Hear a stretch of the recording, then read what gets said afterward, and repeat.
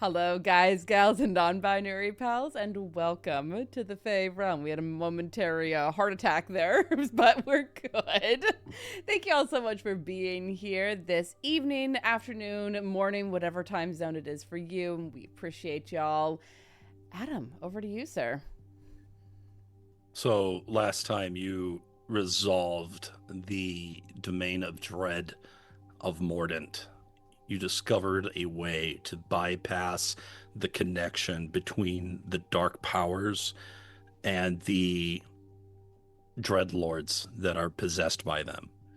Um, this has enabled you to bring death to one of these eternal dreadlords. And thus you did, taking the unalloyed silver blade to Lord Godfroy and bringing him peace that his family would not have chosen for him. But by so doing, have extended that peace and mercy to the rest of the realm. Despite all of this, it's always a difficult thing to watch one's world collapse around them.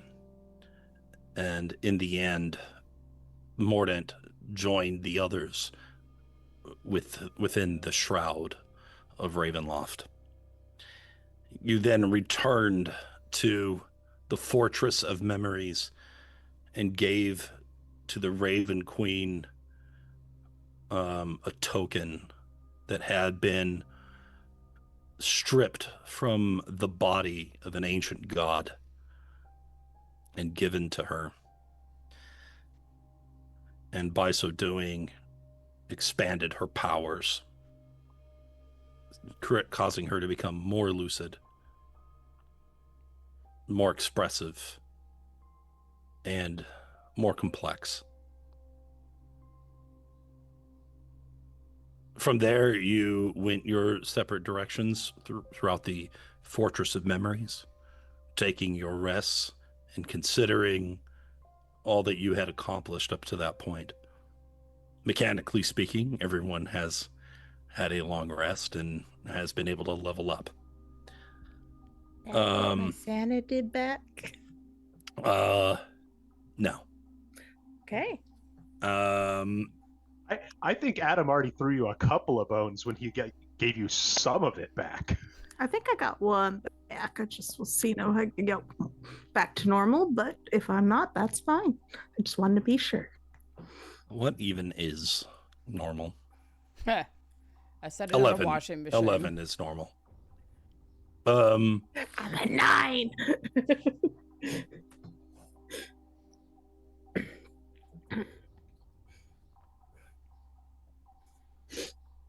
And so here you are at the Fortress of Memories.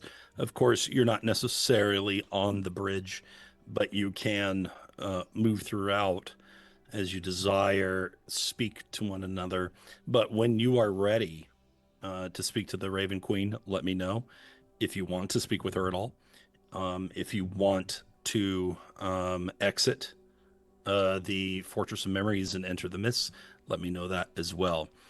But in the meantime, I think it appropriate that we sort of focus the start of this session on Drausken, as it is Falkovnia to which you are next bound. So, Drausken, where would one find your character at the start of the following day, for lack of a better word? Well, realistically, kind of probably off on his own, mentally and physically preparing to go back to the prison of Falkovnia. He's probably mind racing, going over everything, thinking of all the people, all the locations, anything that he could leverage to give an advantage. And With all the every while, scrape of the whetstone against your blade, give us just a few flashes of memory, as vaguely as possible, but just enough to make people want more context without giving it to them.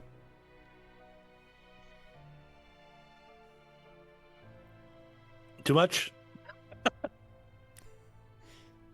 marching through a thick, colorless mist. The mist parts, and overhead is a star-filled sky. And a hungry band of soldiers look to their leader for orders. A town ablaze, a people kneeling, accepting their new regent. A celebration in the streets, cut short by the sounds of endless bodies railing against the walls, and a series of days of endless labor preparing for the next battle.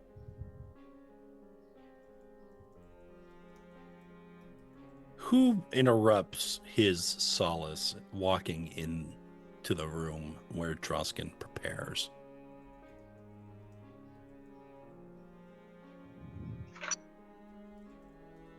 Is this the room where we just normally sleep when we're at the keep? It is Yi-Ling. Yi-Ling walks through the door in the place that is appropriate within the keep. And she does not say anything. She just immediately puts her weapons down, curls up, and attempts to sleep.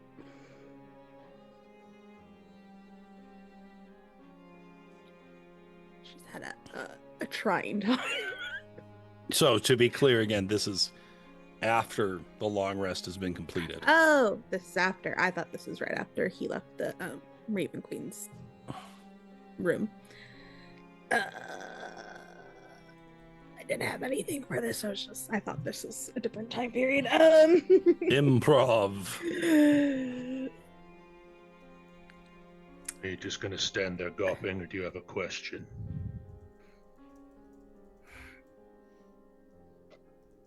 I find myself no questions these days. Or I suppose I should just say day. I thought after it was all over, it would be, I don't know, put to rest. And I suppose I feel a sense of relief, but not really anything else.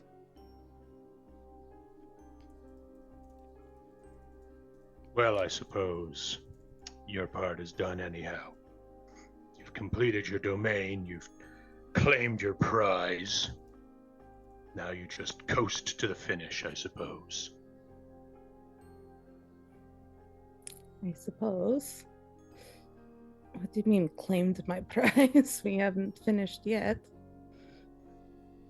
No, you told the Raven Queen what you wanted for your boon, and she agreed. Well, when we are done, I don't believe she gave it to me immediately. And even if she did, it's not like I would use it till we are all finished. Why do you sound so angry about it?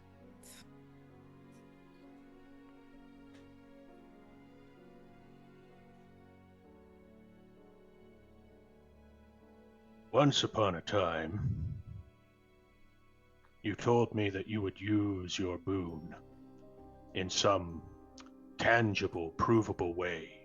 Proof of the goddess's capabilities and willingness to honor her deal. Something to help me know that I'm fighting a battle that can be paid for. Now, I don't begrudge you choosing what you did. It just stings that you chose not to honor our agreement. I did not assume we would get our reward until we were all done, all of us. And I can still use that gift to prove that it works. Although if you get your gift, it will prove that she has the powers. Yes, how fine.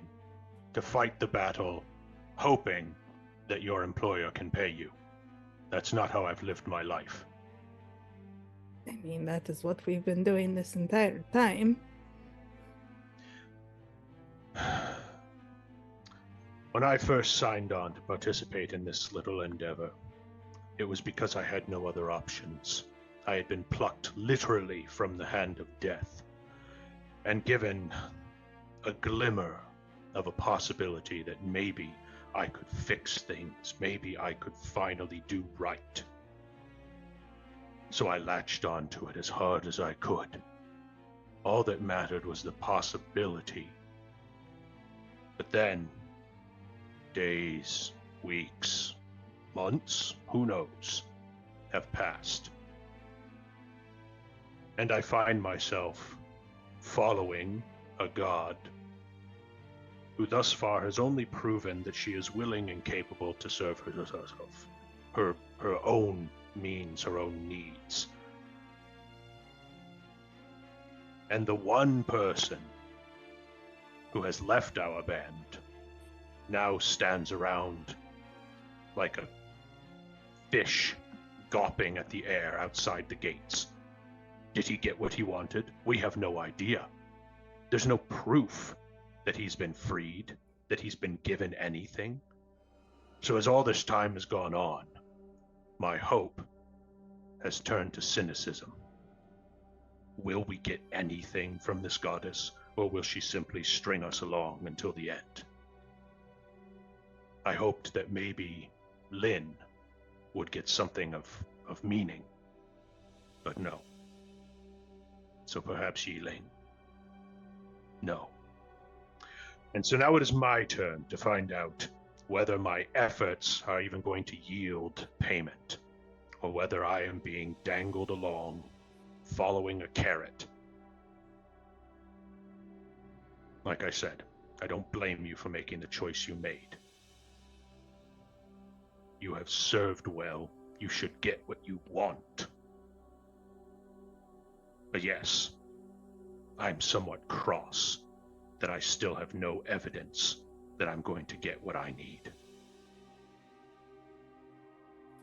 Then why don't you go to her and demand evidence? We have. We've tried. I've asked. We got riddles. We got field trips to domains that have been reclaimed by her people. Simply tells me that she has power, not that she's going to use it for us.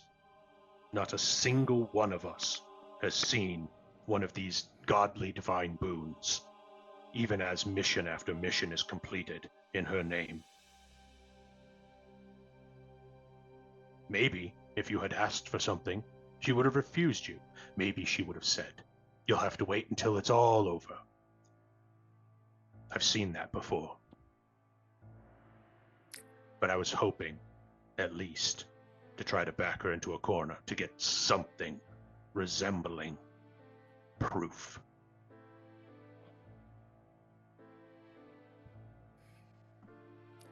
Are you thinking of walking away?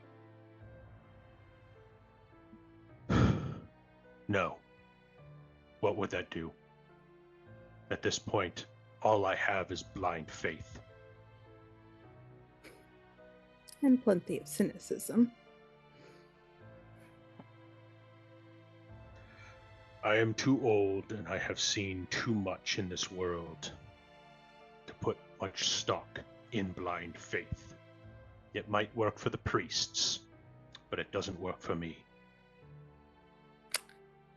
Well, fine then. She did not say that she would wait to give me the gift. I just didn't demand it there and then and made an assumption. Let's go and ask now. But She ask for turns what? around to get my gift right now. Come on. She just starts marching down the hall. Drausken, do you get up and follow?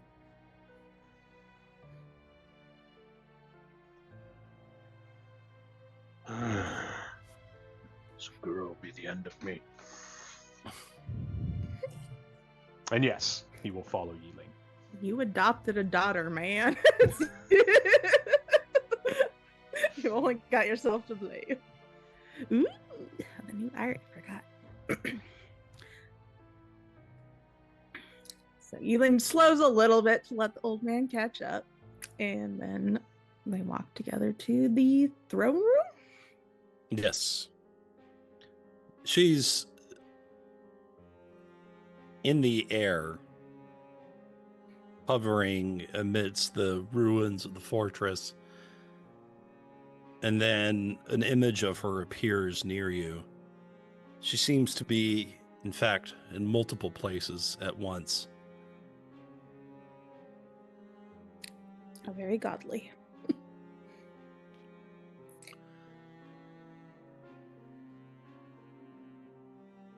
Agent, what desirest thou? My lady, the gift that I asked for in place of the initial one, is that to be given at a specific time, or may I have that gift now? As you wish.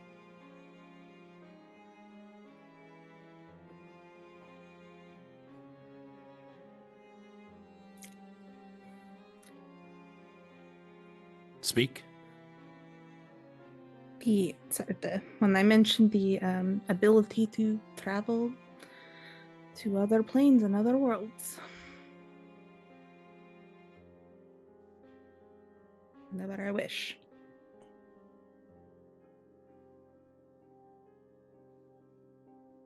Very well.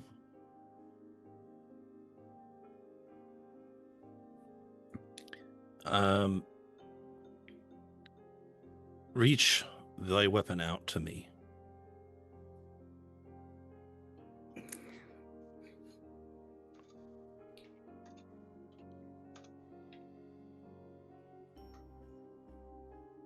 She takes the glaive into her hands and brushes her fingers along the edge of the blade.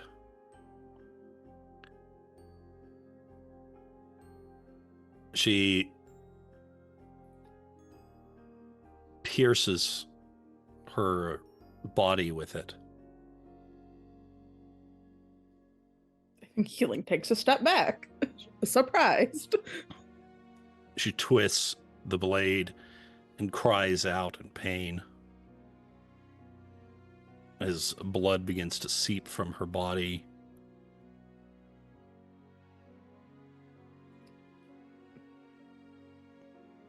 Slowly, she begins to withdraw it. She shudders, takes the blade in one of her hands, swings it widely into the open air, sending the blood in a wide arc off of the glaive. She hunches over from the pain and reaches out to bestow it upon you.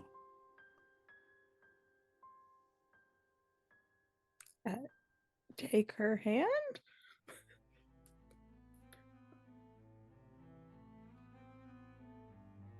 Concerned, very concerned.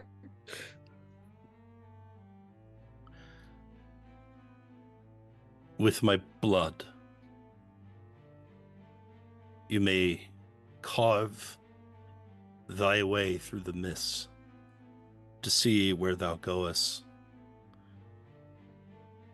The glaive to thee shall be the Omni Talisman.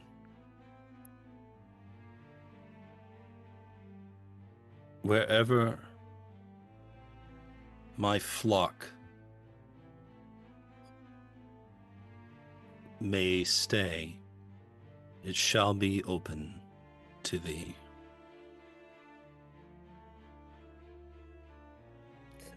Anywhere the ravens can go, I can go too. Aye.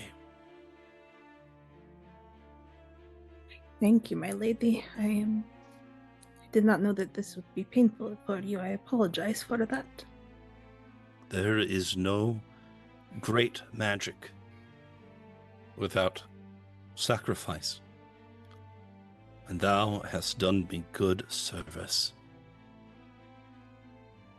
We must do that at the least.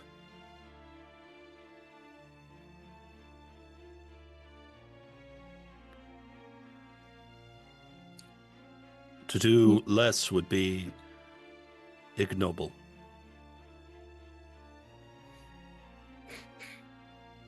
Yi-Ling bows deeply.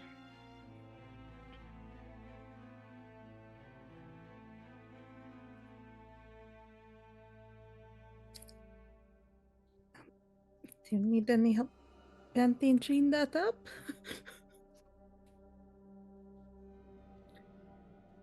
All is well.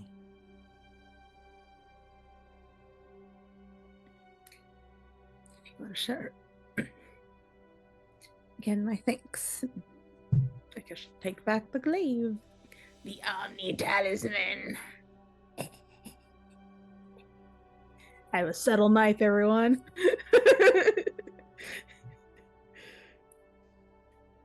Maybe got keys to the car.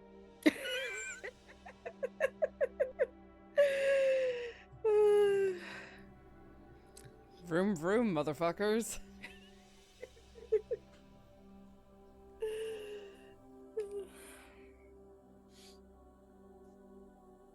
Alright, Yi-Ling will take the glaive, bow again, and sort of back out of the room.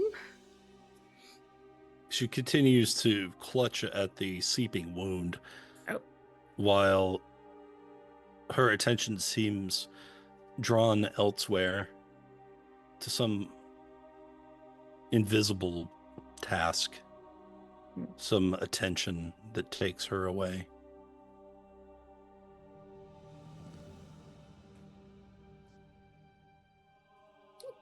As she backs out, she kind of like elbows Drausken to back out too.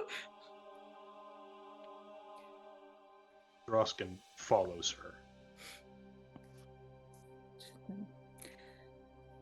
Well, shall we test it?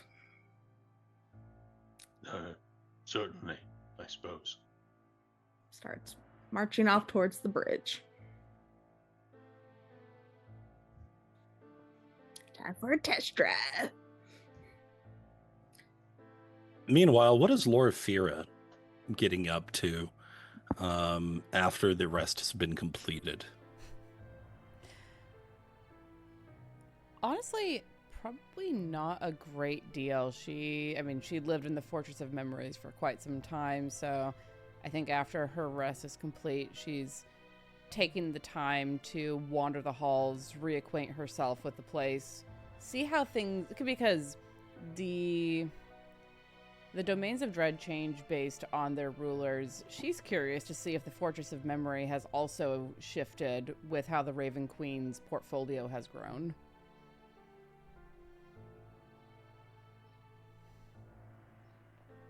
So, while the queen herself seems busy, the Shadar Kai seem equally productive at this time. As they run to and fro, performing every other task. They are organizing the memories. They are rebuilding the fortress. They are taking records. A lot here is happening, and there are other creatures besides that do so as well. It has been some time since you have seen the small raven folk known as the Kanku within the Fortress of Memories, but they too have begun to flock back to the fortress and do their various labors. I think seeing them makes Loraphyra smile, because they can be a little frustrating to communicate with, but she has a deep affection for them. But she doesn't interrupt any of them at their labors as she wanders the halls, stepping into an alcove now and again to get out of the way of people who are rushing by with armfuls of memories. Which is just a tremendous mental picture for me. Yeah, I don't think she has any particular goals. She's just trying to get the read of how things are changing here and perhaps deeper in the Shadowfell as the queen is recovering herself. As you look a little bit further out into the dark horizon of the Shadowfell, you also see massive humanoid creatures moving big stones and doing masonry and rebuilding the larger fortifications. The death giants, as they would have been known, that serve the Raven Queen. You have probably never actually seen one, but you have heard of them, and I know that these creatures are at least they originate from Autumn on some level, but have sworn fealty to the Raven Queen due to various circumstances. I think I kind of pause at seeing that. Does the queen have a seneschal or someone else that is organizing this effort that I would know of? She has employed such beings in the past, but not here. Here she seems to prefer to handle things herself.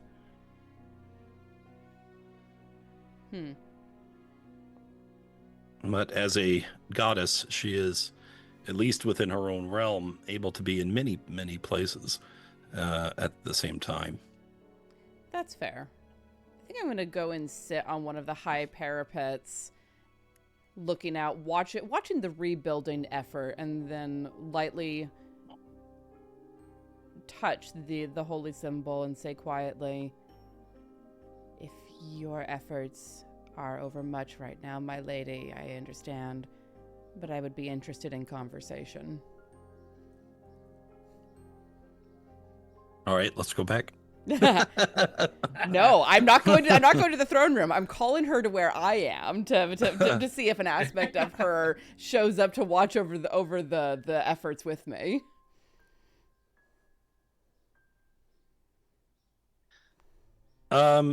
She doesn't arrive as an image or anything, but your raven comes to you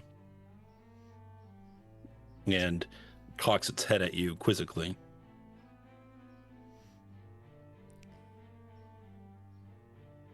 Are we preparing for an attack here?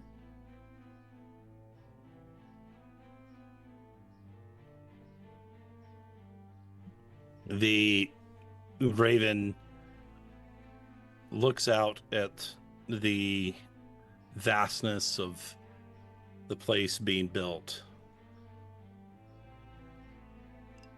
and squawks a few times, looking at the various fortifications. You don't see an army being built in a yard, but you do see a fortress being refortified. Well, I suppose it makes sense with all of the various powers that we have run across in our various adventures. Are we running out of time?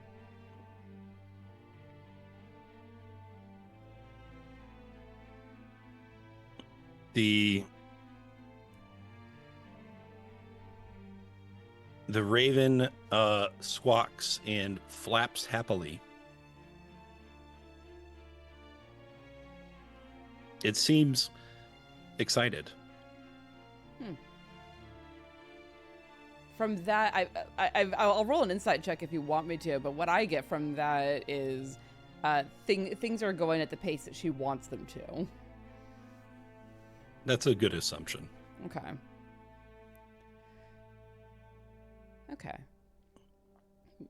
Smooth feathers down. Do a little bit of bird preening with long nails. The creature cocks its head to look directly at you. And as you look back at it, you see within the raven's eye an image. And you see 4 other agents in a farm town with a shrine at the center, facing off against the Prince of Undeath. You see them summon to their aid the quartet of Nagpa to face this creature. You see the Prince of Undeath take to the sky and flee.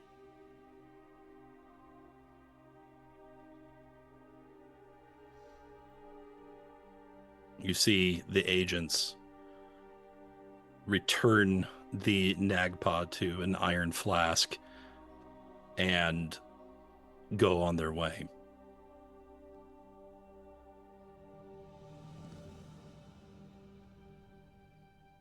My lady, with the deepest respect, you choose the strangest agents.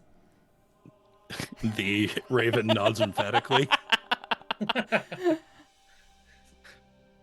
Oh yeah, that's the point.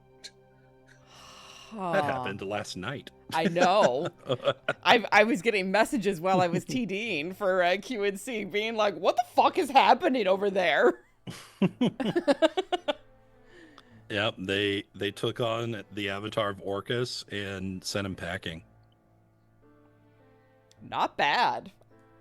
Cheers to that. Well, when you have a quartet of Nagpa, it's a lot easier.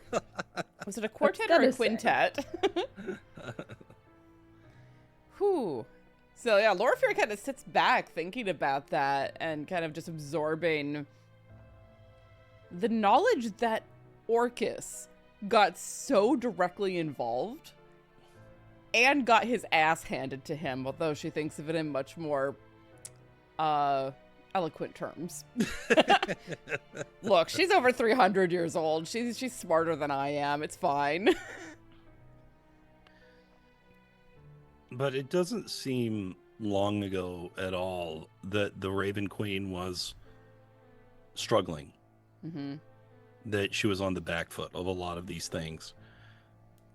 Now she has what appears to be a confidence bordering on arrogance. I'm gonna think about that for a moment. Still kind of absently smoothing feathers down. And how do the Nagpa fit into all of this? They who originally betrayed you.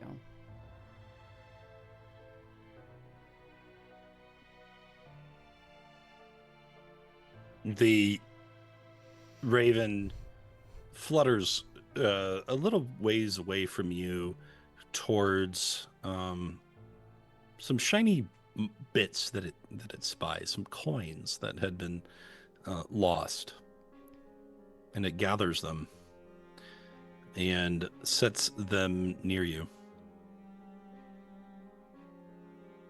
I'll reach out and pick one of them up and look at it. The coin is scratched and tarnished, but still valuable.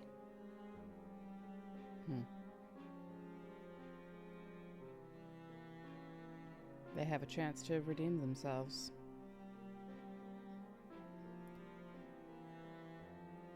And they're shiny, aren't they, my lady? The raven squawks happily. I'll thoughtfully gather up the tarnished coins and run them between my fingers and slip them into my belt pouch. You gain 3 gold. Cool. But yeah, I think she just sits up there and is just observing everything for a while. Just kind of thinking, absorbing everything that she's just learned. Lynn, what are you up to? So, typically on downtime, Lynn does not like doing nothing. Yes. So, perhaps in vain, she is searching the castle grounds. She is searching outside.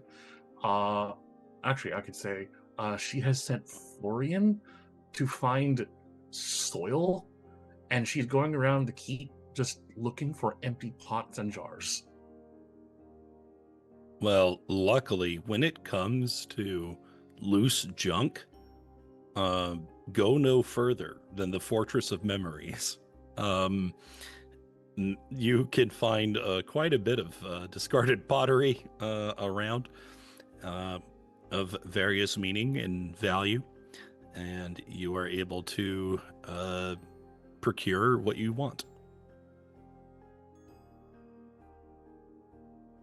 Okay, and then she's just going from room to room, leaving behind a pot and some soil, and she just wants to leave some flowers.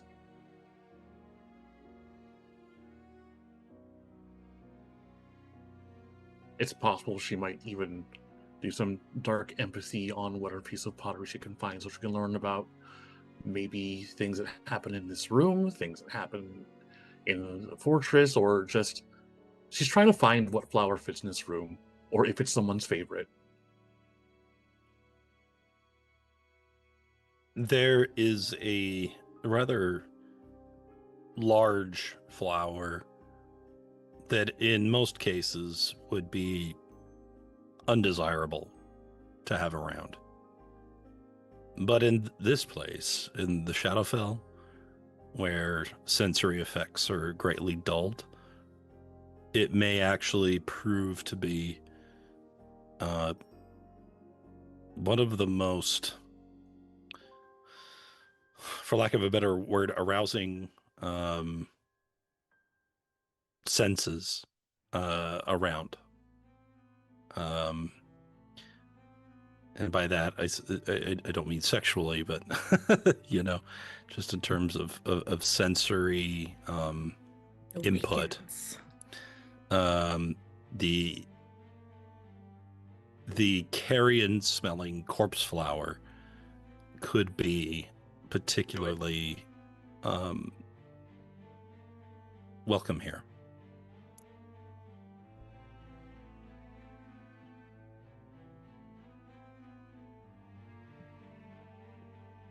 In a place such as this, where there is no sun, the flowers must find nourishment elsewhere.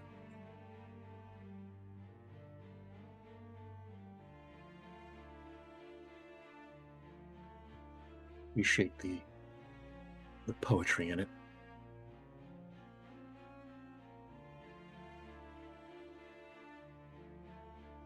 So from place to place she goes. The only place she does not put flowers, not even this flower, is in the Raven Queen's chamber.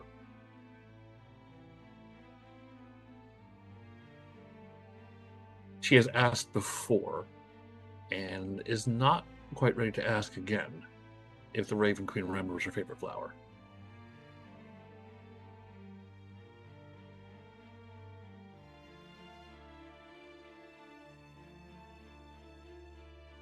Even still, as you look for appropriate places of decor and a way to beautify the palace of your new mistress,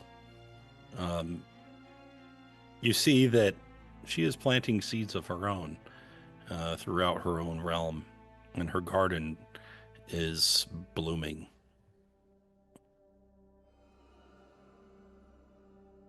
So to speak.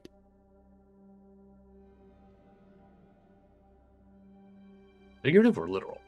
Figurative. Her forces are growing.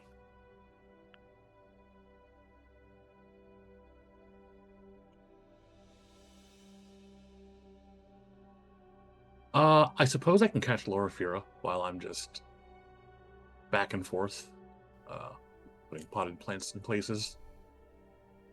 Loraphyra, wherever you're sitting, you hear the sound of a jar scraping up against the stonework near you as Lynn very gingerly slides a pot into a perfect place on the architecture near you.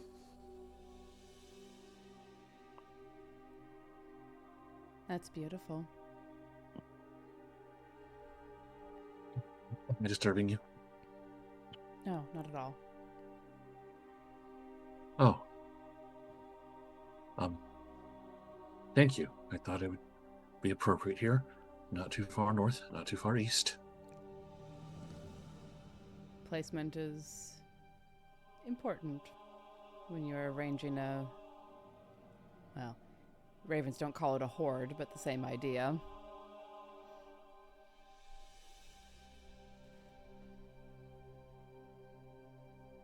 This place is different than when we first entered.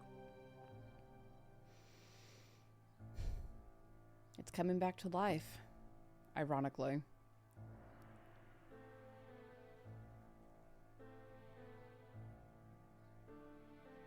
The palace reflects its regent, so I've been led to believe. It is honestly good to see after the years that I spent here in the quiet and the dark. It is perhaps a little too much activity for me at times, but it's good to see. What do you suppose it all means?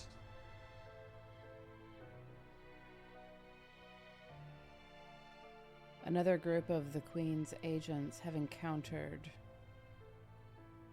Orcus, or an avatar thereof. We know of Shar and her interest, an archfey. The fortifications are being built up using creatures and entities that I've heard of but never seen. And she'll kind of point with her chin at the death giants.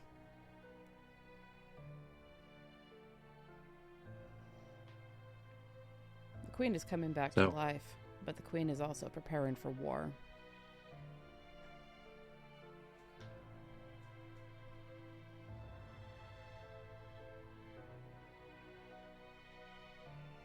When our task is over, when we have wrested Falkovnia and Darkon from the grips of their Dark Lords,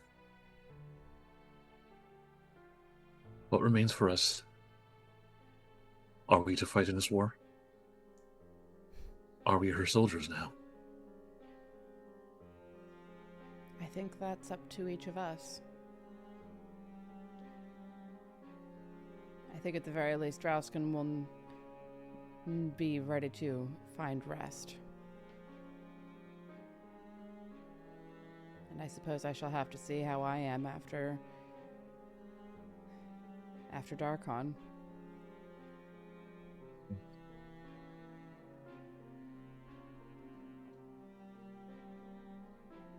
Would your lady have granted us death if we asked for it? If we asked to be done with it? Loraphyra kind of stares off at the horizon. Her pure black eyes very steady. I hope so. For that is what I intend to request. True death. No more restarting the cycle. An end to it all.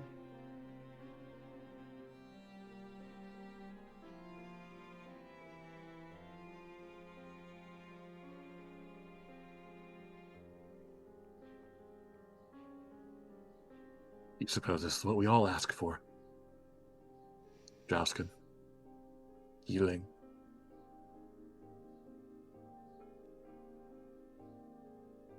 Even the wild, I'm sure, must tire of labors.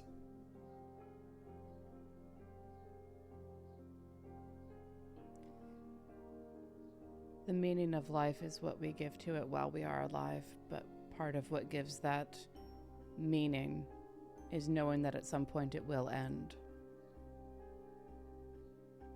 And you only have a certain amount of time to make that meaning for yourself. But for elves, it is a constant rebirth, relearning who we were, finding meaning in the current is, and then dying and starting it all over again.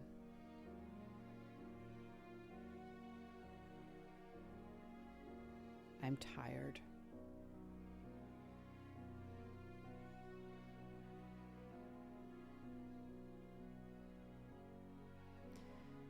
So, if that is what you seek, ask when the time is right for you.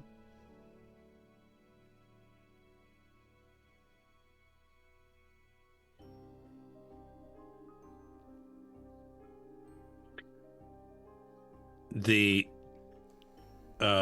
rest of your party becomes visible from your vantage point, waiting around the portcullis of the fortress. Oh, what are they doing?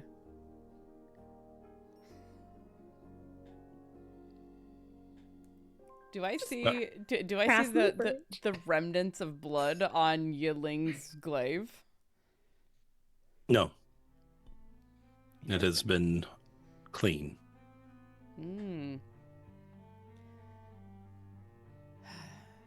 Shall we go see what they are about? Are they too marching to war? I think that's up to them.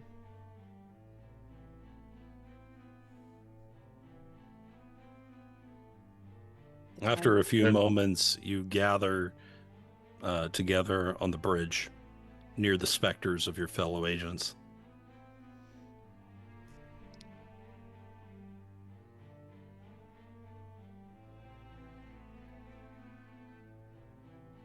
Morning.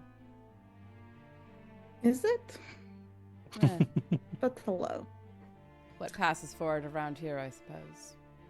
Mm. What We are brings just you out going. here? We are just going to test my new gift. You and Lynn, of course, welcome to join. Do I have I- permission to ask what this might be? Exactly what I asked for before. I don't know what that is. I said it in the throne room, you guys. You know, it was the whole week ago. The ability to travel wherever she wants. We can, of course, assuming it works, we'll come back here, but in case it doesn't, you might want to grab all your things. Say, temper your expectations. The Raven Queen only granted you the power and permission to do so.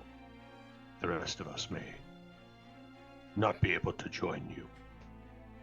Suppose you'll have to hold my hand and find out. Nothing for it but experimentation. I have everything I need on me. I see you only have two hands. I have 2 shoulders as well, 2 elbows. 2 feet. Yes, even. you are quite symmetrical. There's a lot of me to grab onto, so let's go.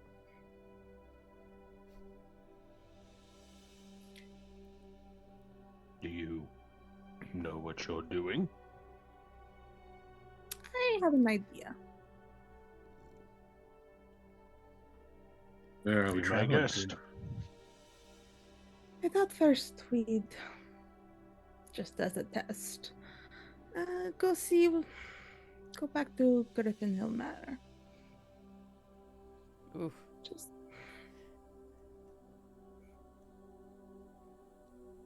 Already pining for the old days, huh? sort of, kinda. Have a thing. But also, she wants to test it and not go to like somewhere that might be still dangerous. I did briefly consider the mountaintop, but in case the I shark monks are have there, I no don't wanna go idea what's back. up there right now. Exactly. So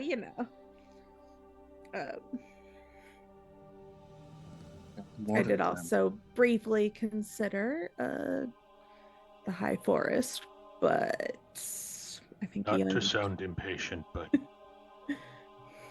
could you, whatever it is you're going to do? Not to sound impatient, but the old man's impatient. All right, everyone have your things ready to go? Let's. Yi-Ling Lynn starts. puts down the I guess the large pile of potted plants that she was planning to put places. I just want to know how you're carrying all of them. She has to drag them one by one. There's a corner where there's just a bunch of pots with soil in them somewhere in the castle now.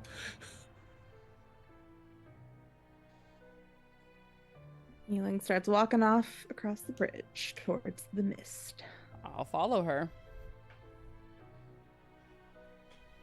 The mist, as you get closer to it, makes as wispy tendrils reaching towards you. She'll stop before she fully enters, wait for everyone to catch up, and hold out her hand to Drausken. Aww. All right. Take his hand and look at Loraphyra and Lynn and wiggle her shoulders. I'll reach out and put a hand on her shoulder. If we end up somewhere strange or separated, this is on you.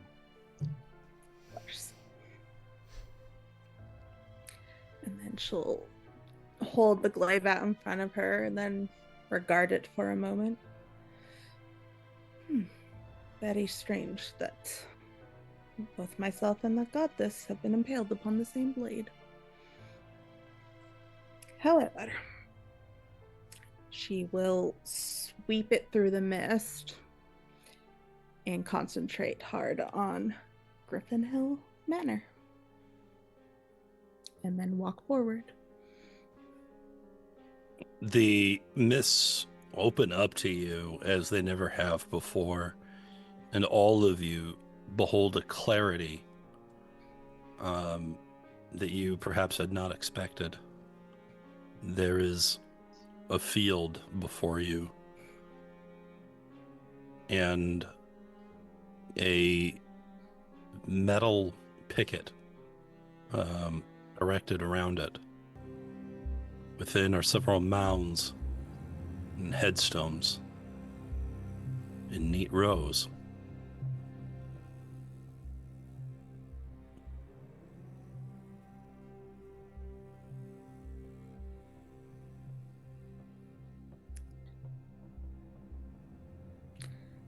Has this been waiting in the mists all this time?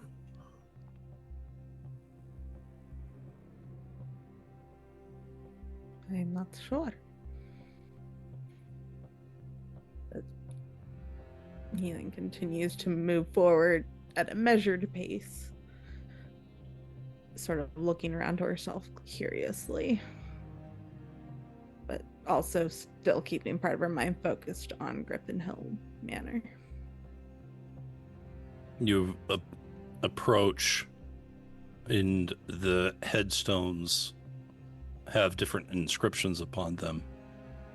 Ravens flutter in and out of the shadows, freely moving in this space. And you realize that this place is, it's not real. Not in the sense that it is literal.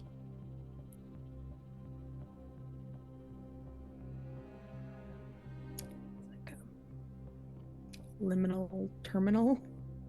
Perhaps.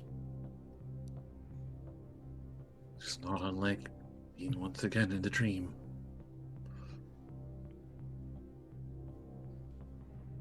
Does Yi-Ling feel like a tug towards any particular shadow? Some of the graves have the corpse flower growing on the mound. As you pass by each of them, they read names like Tempest, Lamortia, Akath, Harakir, Barovia, and of course Mordent. There are others still that do not have flowers. Yi-Ling will walk towards the Mordent headstone.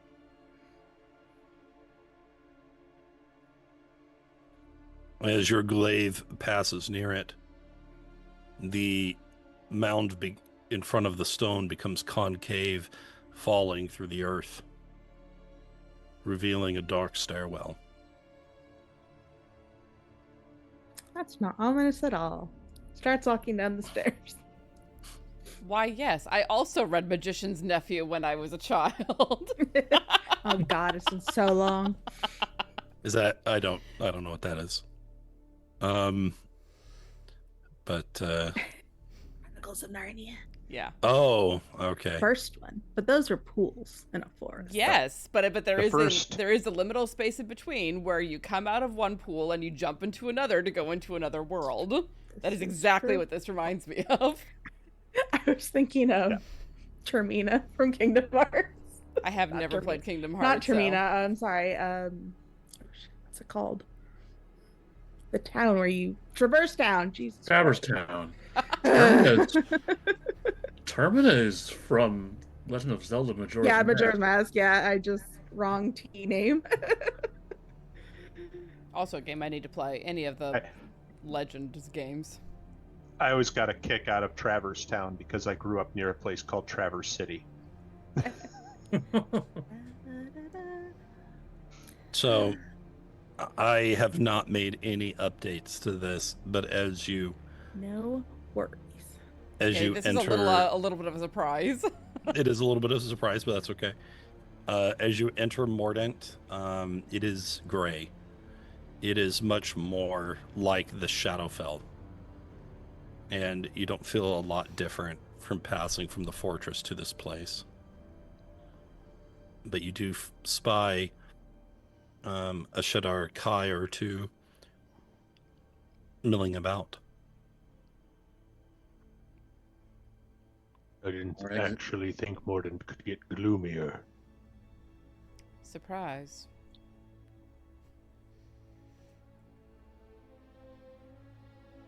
Wow. Well, what once teemed with the stirs of lives chained beyond their deaths replaces dead with stillness.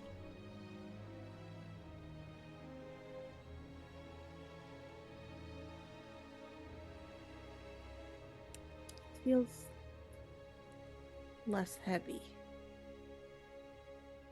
And the voices are gone. Save those that are actually here, she says, gesturing towards the Shadow Kai. I suppose that's a nice thing for you then. Good that people can move on. one of the Shadarkai notices you looking on. They bow and then go back to what they're doing. Incline my head slightly in acknowledgement. Yi-Ling squeezes Drausken's hand. You have your proof. What do I'm you do afraid now? not hardly. This is something we already knew that she could and would do. You haven't done anything new. We do not have a mist talisman to bring us here.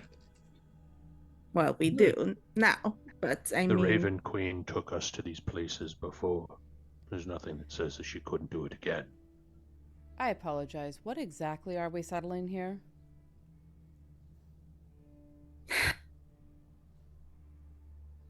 I will let Drausken tell you about it. Yi-Ling walks off towards the tree she thinks of her parents' tree thinks of as her parents' tree. Jeez. Words. Words are hard. The same concern and frustration that I have voiced before.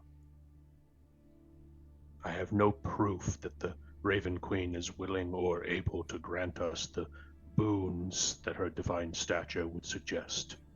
I want to believe. I need to believe.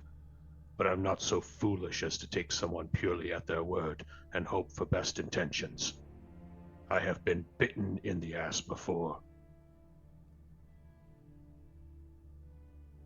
Relatable. You needn't snarl at me, Wolf. I'm sorry, I was hoping. I wanted to see something. I wanted to see a miracle. And instead, I see more parlor tricks. I see someone leading me down a hallway of mirrors and asking me to believe. Is there anything in what was granted to Yi-Ling that would help you believe? You said that this is no more than what the Queen did before. Would somewhere on the material plane do?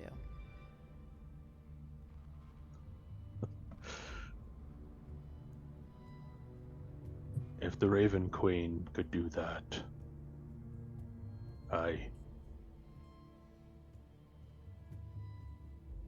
Yi-Ling, what was the exact wording of what you were given? She's walked off to the tree unless you guys followed You're not her that talking far and talking. away. Well, assuming we came in where we came in before. Not Come to within think of it, earshot. elves are probably used to having a lot of personal space because their hearing is so good. I wonder if they have conversations that are like All the way reverse across a room. Italians, you know? Like, I think it, well, if it's anything like the way that my hearing works, only if there's not a lot of other sounds happening. Because if there's any other conversation happening, I can't concentrate on the one I want to have. like if it like an elf in a tree and an elf on the ground, can they have a conversation without Gimli hearing it? That's what I want to know. Probably. I mean, there's a cool science experiment on the piers here in the Bay Area where you sit in these two concaves and you can whisper and the other person all the way across the dock can hear you. That's cool. It's That's very really cool. The Exploratorium has one too. No, Is it just like- that's what I'm talking about is Oh, Exploratorium. the Exploratorium, yeah. But they are Yeah. specific shapes. They're very specific shapes and placed in very specific ways, but it wouldn't surprise me if elves' ears are like that. All right, now we need to design the interior of an elf's ear to understand this. Look, I have suggested that elves are descended from cats. I can just kind of twist their ear in that direction. I think there's reason for that. Yep. Are dwarves dogs then? Like, is that just Badgers. you know- Badgers was what I was Oh, rolling with. badgers. There you go. Because they dig and live underground. Ah, yes. My suggestion is that like gold dwarves and hill dwarves are badgers, but mountain dwarves and deep dwarves are moles. Ooh. Okay. Headcanon accepted. Extra blind too. Hell yeah. But yes, I would follow Yi-Ling toward the tree.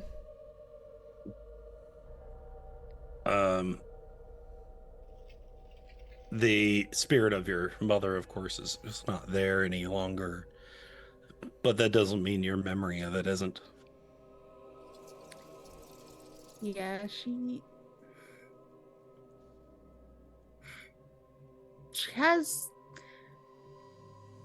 feeling less than she normally does, and is like, part of her is concerned about it and part of her is relieved.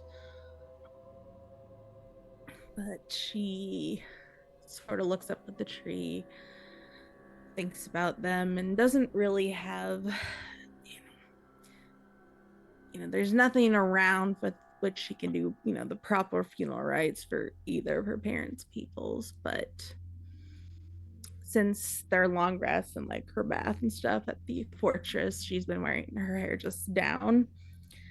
So she begins to sing what is clearly normally a duet between two people in two different languages. Clearly the tongue of her mother and that of her father. And she'll gather her hair, take the glaive, and like Mulan, will slash through it and cut her hair short. I've seen people do that before. It never actually looks as good as they think.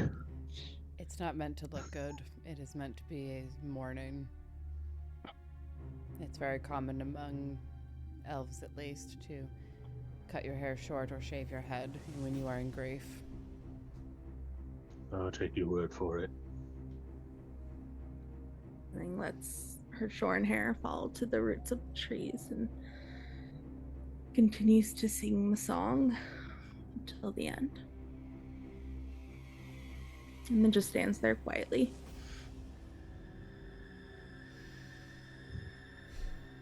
Near the base of this great tree is a sprout of a young sapling.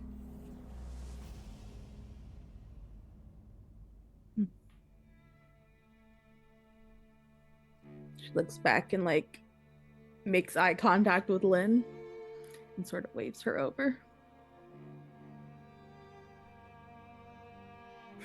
Lynn tilts her head seriously, and then giving one last look at Drausken, realizing that she would be there alone, just kind of gestures for him to follow along.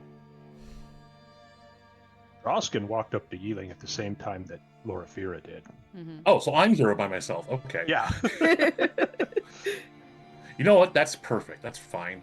Not uncommon. Lynn is just kind of left to her own devices a lot. She'll go on over and she'll take a look. Something new.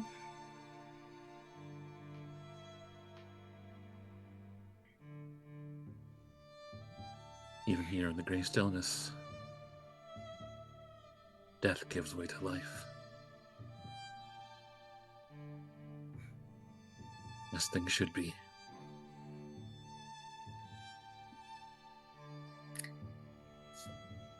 Indeed. So what's next? Is there any way that I can prove that my gift is real, or? What precisely did the queen say to you when she gifted you this?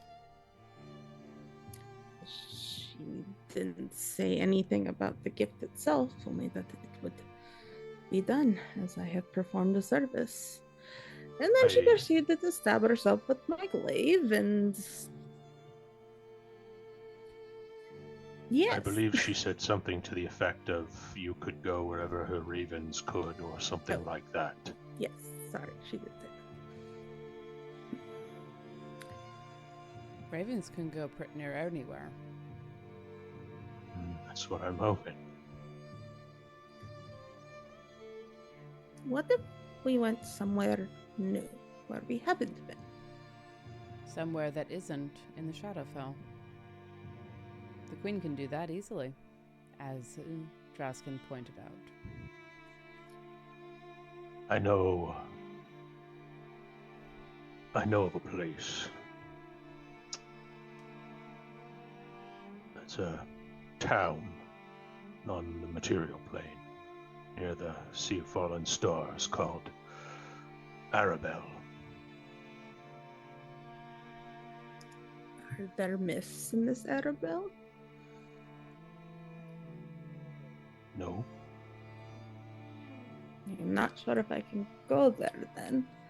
I mean, you're right that wherever the ravens can go, but I still assume I need myths to travel.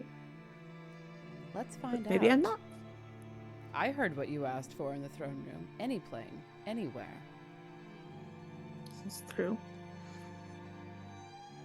And if she said anywhere the ravens can go, I assume there are ravens all over the material plane. I have rarely been. Can you describe Arabelle to me for a little bit? He says as he scrambles through his map folder. Pretty much. Come I on, Chapek, know you you. don't fail me now. I'm ready to go. Let's go. I don't know if we need a map for it or anything. Let's go. But Drausken will describe it as a town that is in a place called Cormyr. It's in the prime material plains just off of the Sea of Fallen Stars. It's northern Cormyr. He doesn't remember super well. It's been a very long time since he's been in the region. What manner of buildings are there? Are they stone? Are they brick? Are they wood? How much does she need to know to use this gift? If she has to know exactly where she's going, that doesn't leave a lot of places she can go. But if you are able to describe perhaps a little more clearly, it may be a little easier. Just because you don't Cormyr want and to work your architecture. just because you don't want to work your brain today. North of the Wyvern Water, south of the Stormhorn. My other warlock is from Cormyr. So. Cormyr is like my favorite place in Forgotten Realms. Well, just like the Dale lands in general. So, anyway. Oh, then maybe you would have liked Westgate. You would love Westgate. I read Dane's short story and I'm like, half this shit is in Westgate. It made me laugh real hard. I have played in Forgotten Realms for decades. All over the place. Fought Manchun. He went to the. You came to the Forgotten Realms as an adult. I was Oh, born man, there. I was born in it. Molded by the Forgotten Realms. I was there when the magic was written. Crossing the lines, but sure, yeah, that works. Hey, we already mentioned Chronicles of Narnia earlier. Why not? It's true. Anyway, he will do his best to describe the town of Arabelle as best he can recollect, but he's more better kind of just like northern Cormyr, it's near the woods, kind of just gives the best description that he can.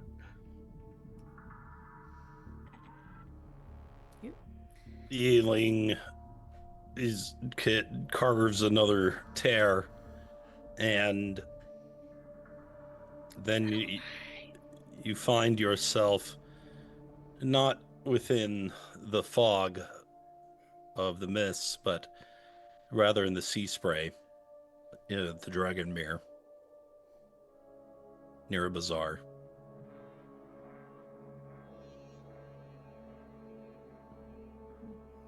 Loraphyra immediately clamps a hand over her eyes as her eyes are just like, fuck you, with all this sunlight. On the other hand, Yi-Ling's eyes go like wide anime sparkle.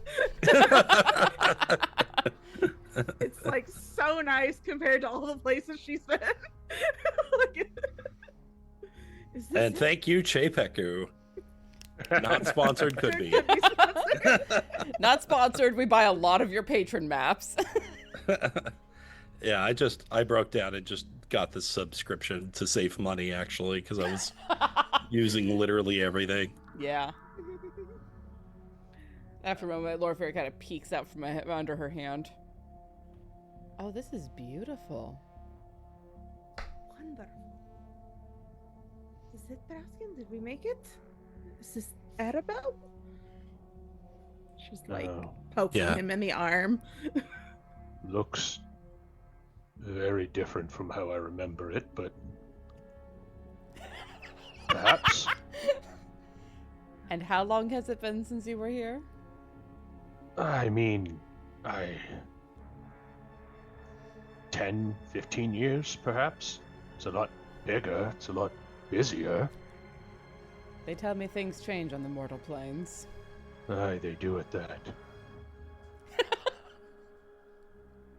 Who knows how long? Well, there's you were one in the way. mist.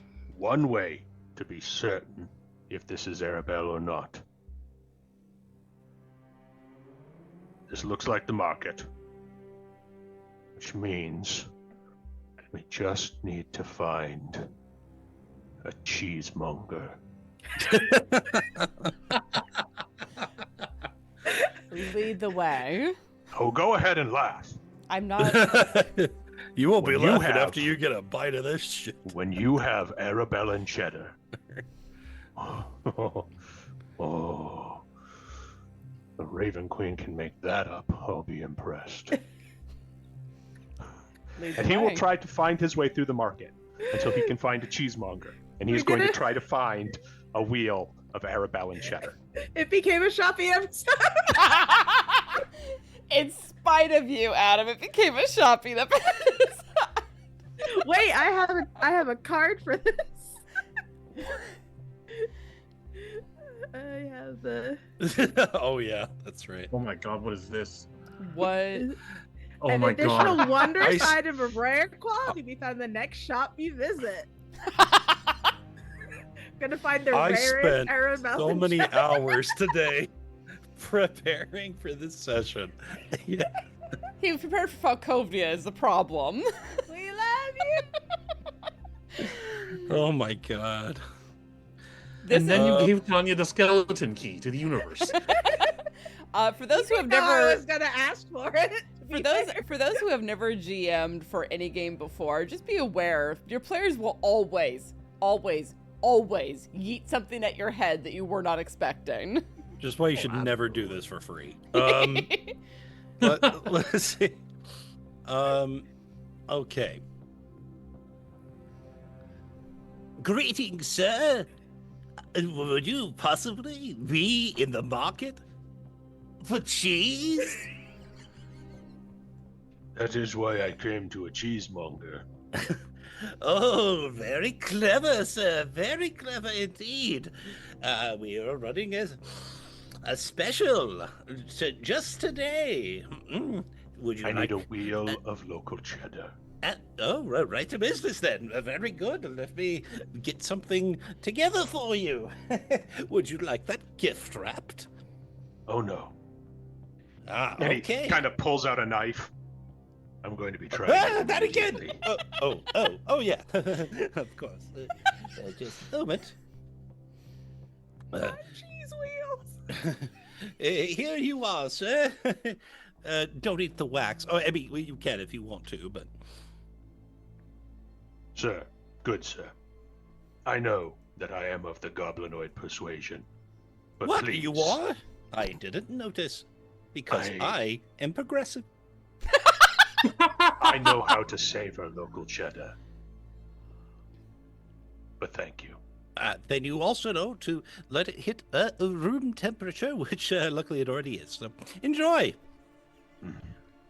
And he will slap down the money for the wheel with a sizable tip on top of it. Well, thank you. That's very.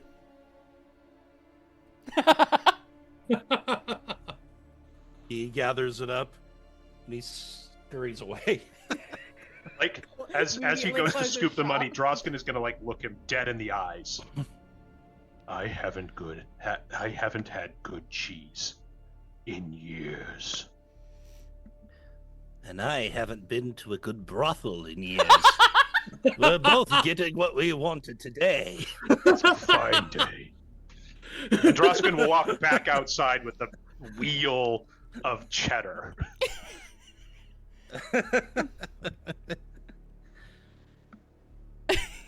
He'll take his knife, kind of peel a little bit of the wax back, carve off a slice and then parcel it up, handing it to everyone.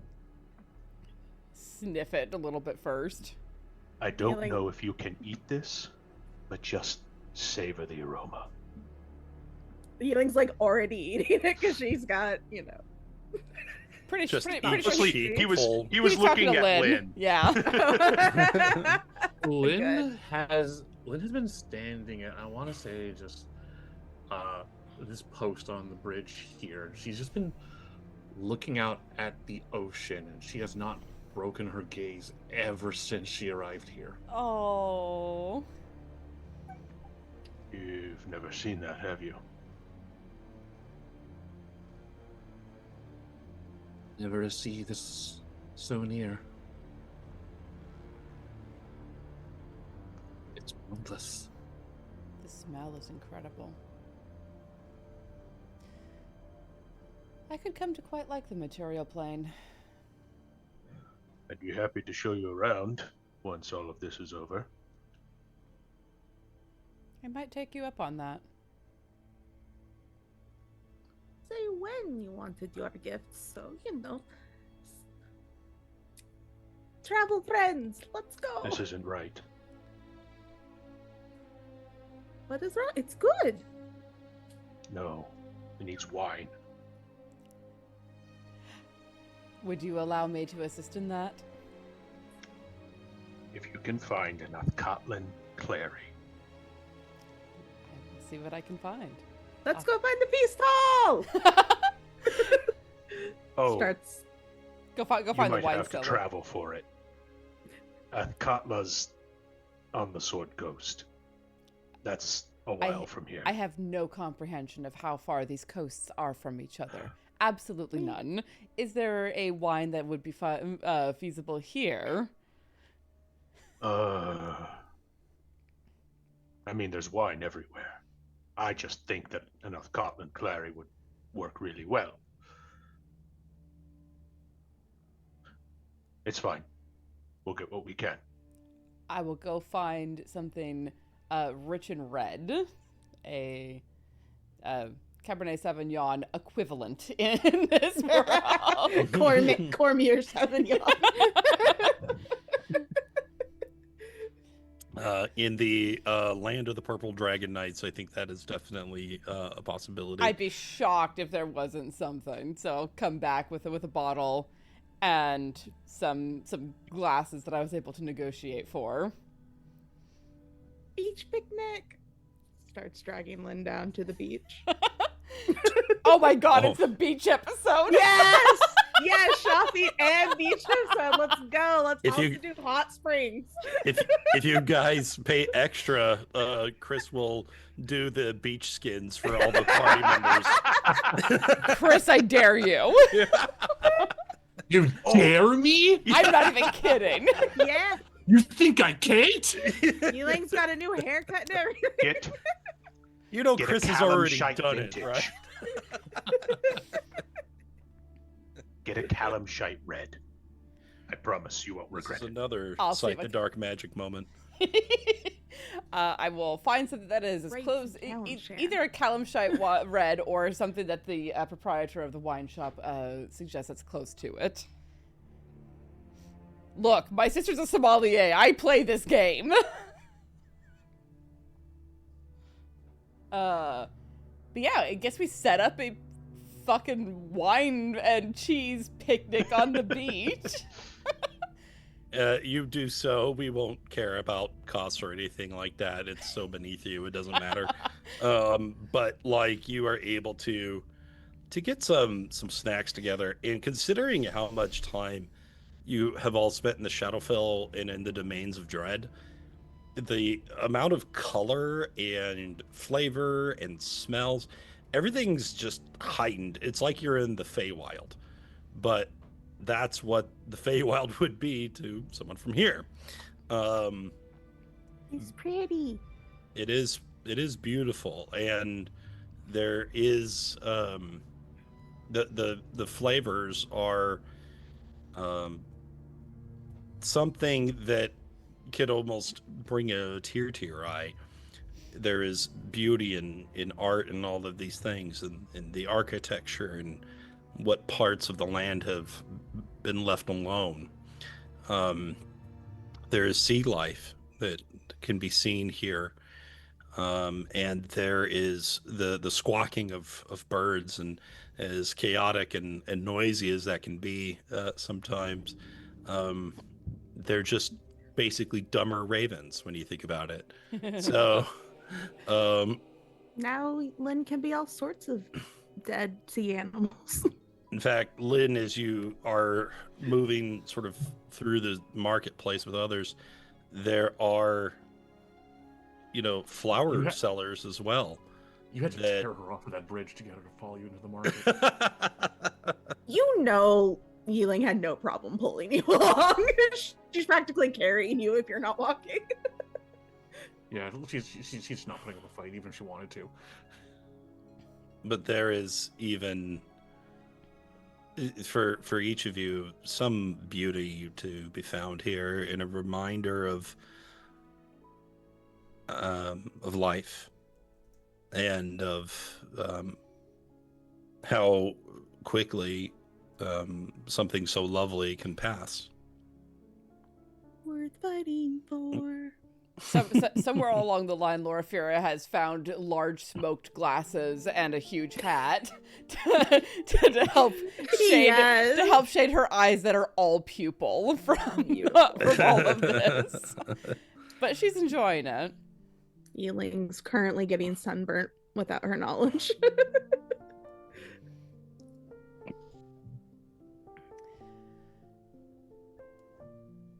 Well, as the sun starts to set, kind of look over at Drausken.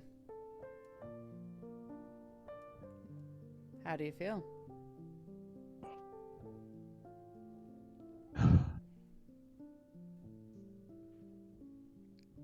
I feel like we need to go back to the Shadowfell now.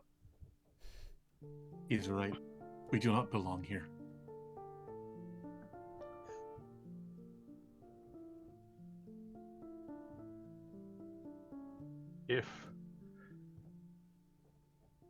If you could return me to the Fortress of Memories, I have a favor I would beg of you, Yi-Ling. It is entirely selfish, I am afraid. Yes, of course. I mean, yes. I'm sad to leave this place, but I will make sure we survive and return. For beach picnic too. This has been a lovely diversion. Would you be willing to go to the Whalebone Islands and find some spiced rum for me? I don't know where those are, but describe them. I got this here. I'm sure I can get this there as well. And he will describe these massive islands floating in the ocean with skeletal, like Leviathan-sized whale bones making up this almost architecture, and kind of describes how they sort of sit on the sea with, these imposing and yet beautiful macabre structures.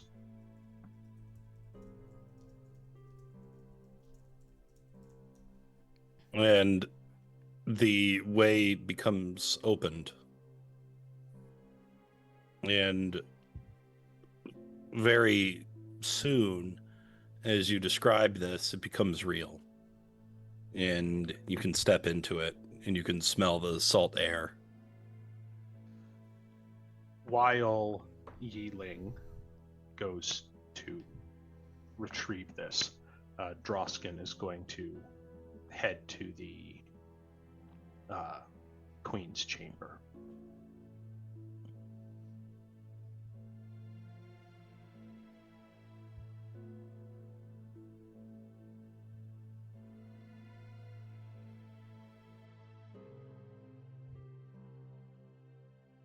After a few moments, her image appears walking towards you.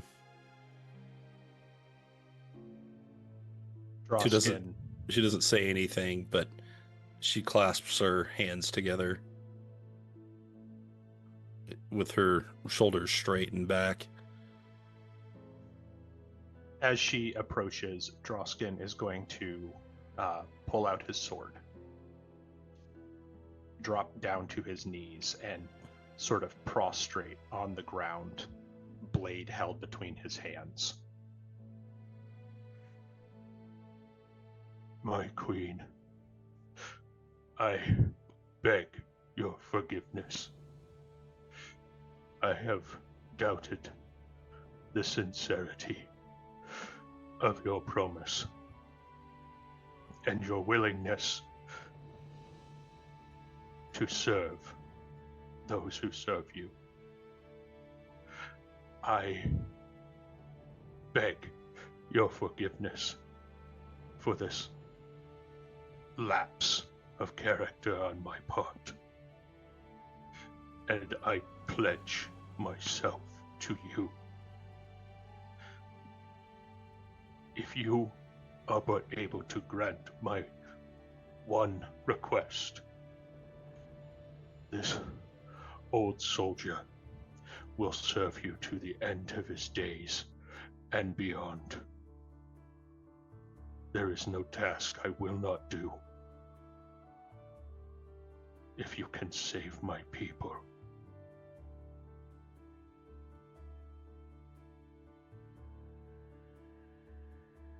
She crouches down and takes a knee herself, bringing herself to your level. She brushes her fingers past your hair and gently tilts your head upwards to look at her.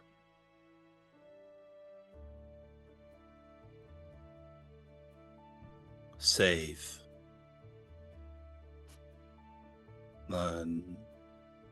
If thou wilt wish it, they shall have their time. But in the end, thou knowest that all things die. Of course. But they've never been able to live their lives. And it's not even their fault. It's hers. And it's mine. And I have to make this right. And should they wish not to return, wilt thou respect their hearts? Of course. But they have to be given the chance at a real life.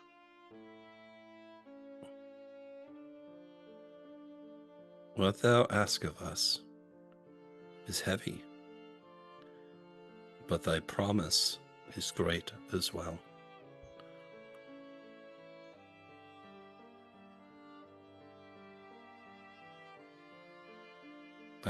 We shall grant thy wish. Fear not. But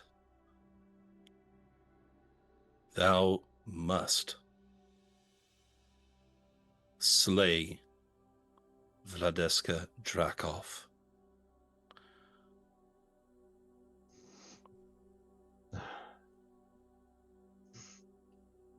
I know.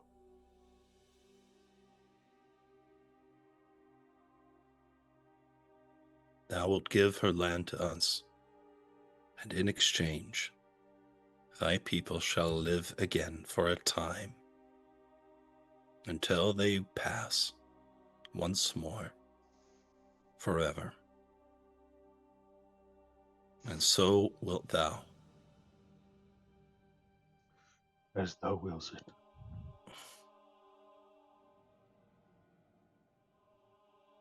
She very gently and slowly extends her rather long arms, her elongated limbs and fingers, and wraps them around you in an embrace. and simply holds you for a time.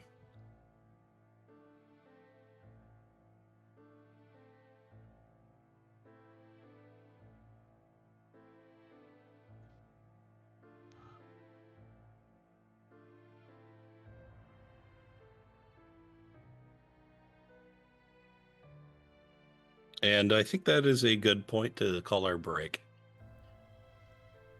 I think you are absolutely correct.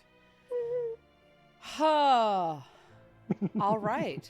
Well, we'll be back very shortly to continue on into whatever just opened up in front of us. Thank you all so much for being here. Hang out. We'll be back shortly.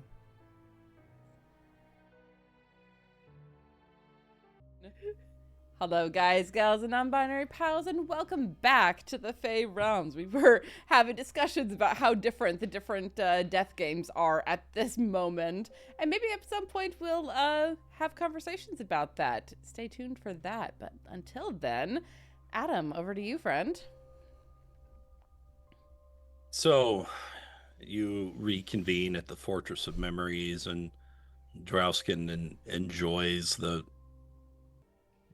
taste of home, the nostalgia of that, and its sharp contrast to the dour gray of the Shadowfell.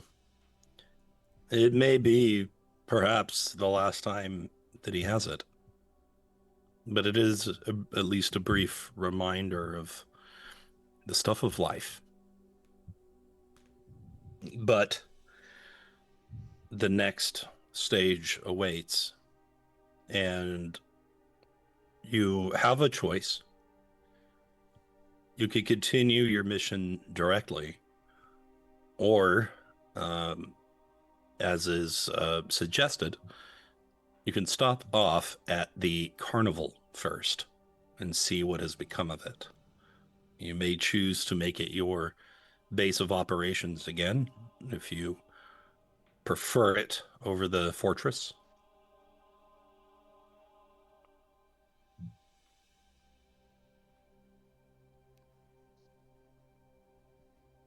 Well, we can go wherever we wish.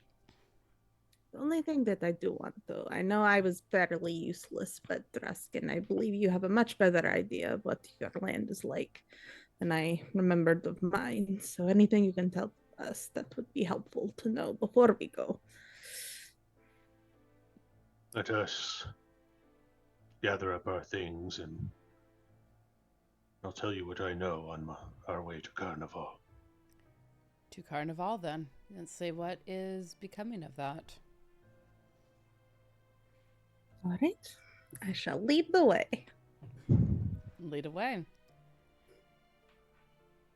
This time it's okay, right, Drausken? What is okay? Me leading the way. Going first, as it were. Yes. The trouble As is in you running ahead, not in you leading the way. Those are very distinctive things. Nice words, Self-Woman. I shall have to keep them in mind. The distinction is fine, but important. If I thought I could drill you into being a pikeman, I've long since given up on that delusion. You haven't even tried yet. Well, another thing to discuss. Cut your way into the mists once again and find yourselves at the gravesite that you saw earlier. You come upon unflowered stone grave marker, and there lies Carnival. And the way opens up to you again as the staircase yawns, plummeting below you. I don't know what flowers would be appropriate here. Wildflowers. They are myriad and varied.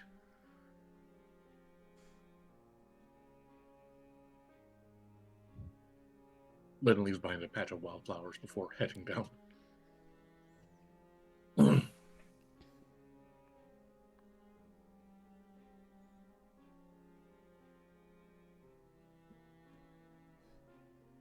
Ooh, it's animated. The sounds hit you first.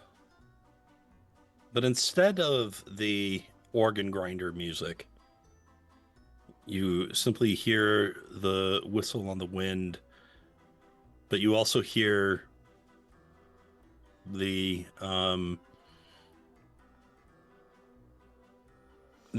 chatter of life. The marketplace has changed. The walls have become more fortified, and the pennants have been exchanged for banners. Chickens. A little Big less Peck, you're getting that festive. bread.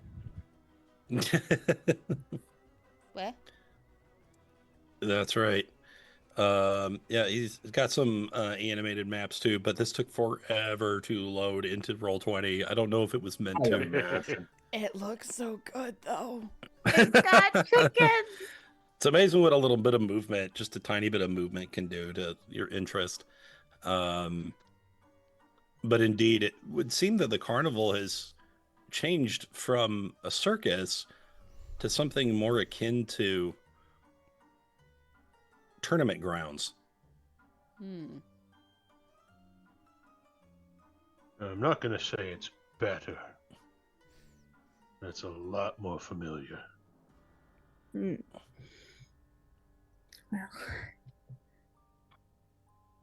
After a few moments, you are, as you're sort of like wandering aimlessly through the marketplace, you are approached by a less dour looking Shadar Kai, bedecked with spectacles, and her hair is a little more, let's say, not insane like a lot of Shadar Kai are.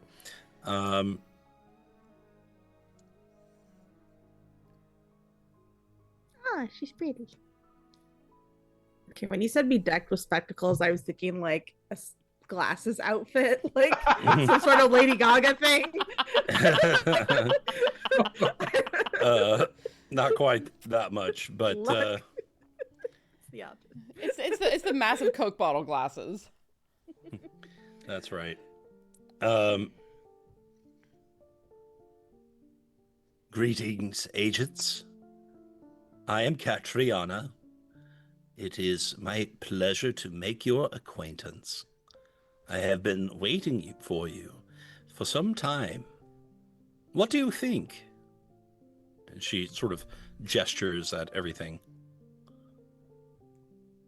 Well, I like it. Stone parapet makes me feel at home. Good, good. I'm not exactly sure why this has happened, but ever since Isolde has left this place, it has begun to change. Of its own accord. Not of its accord, no.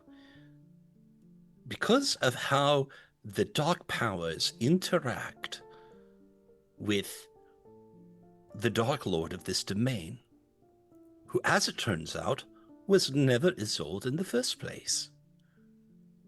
But I suspect you had figured that out already. It's not this old.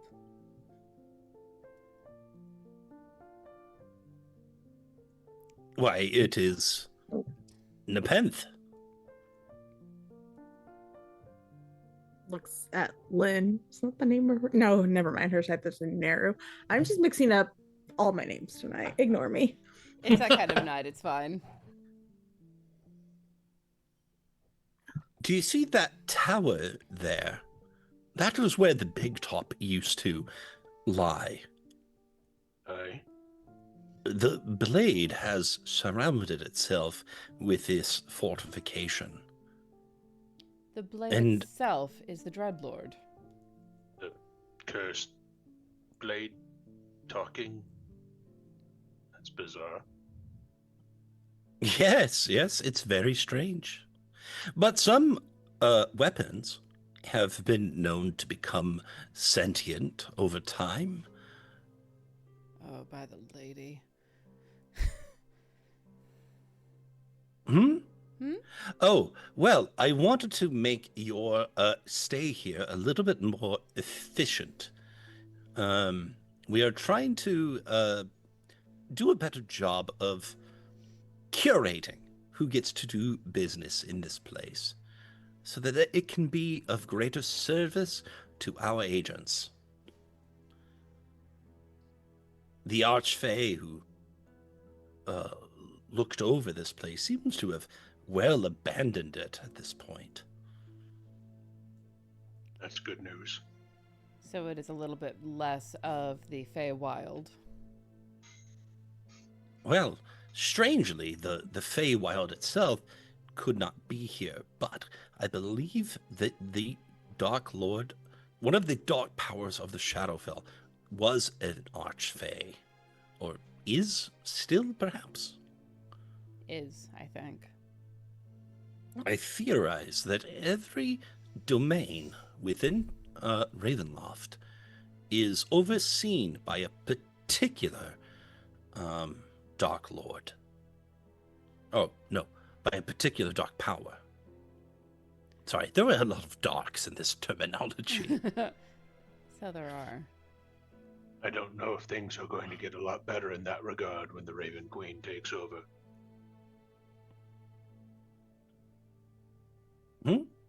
Oh, I'm sure they'll be wonderful.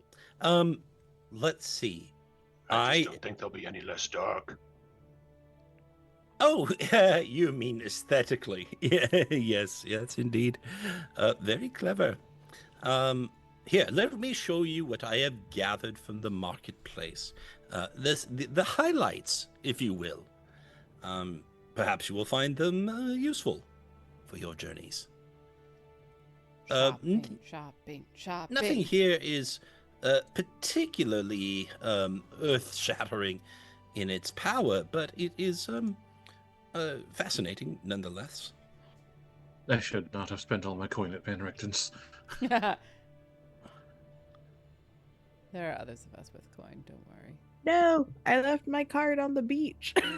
I have here a potion, Ooh. this tome of spells, a staff, a potion on a lanyard, a pair of braces, a set of pretty little keys, and some gilding for ravens. And a lucky wolf's foot paw. Not so lucky for the wolf. Forgive my saying so, but I was rather expecting that a servant of the Raven Queen would be a bit less flighty than the Fae that used to run this establishment. Oh, well, I've been on assignments for so long. I've actually spent very little time in the Shadowfell. Good for you. So That's... what do these do? Or over them. If you scroll over, she can tell you a little bit about each one of them.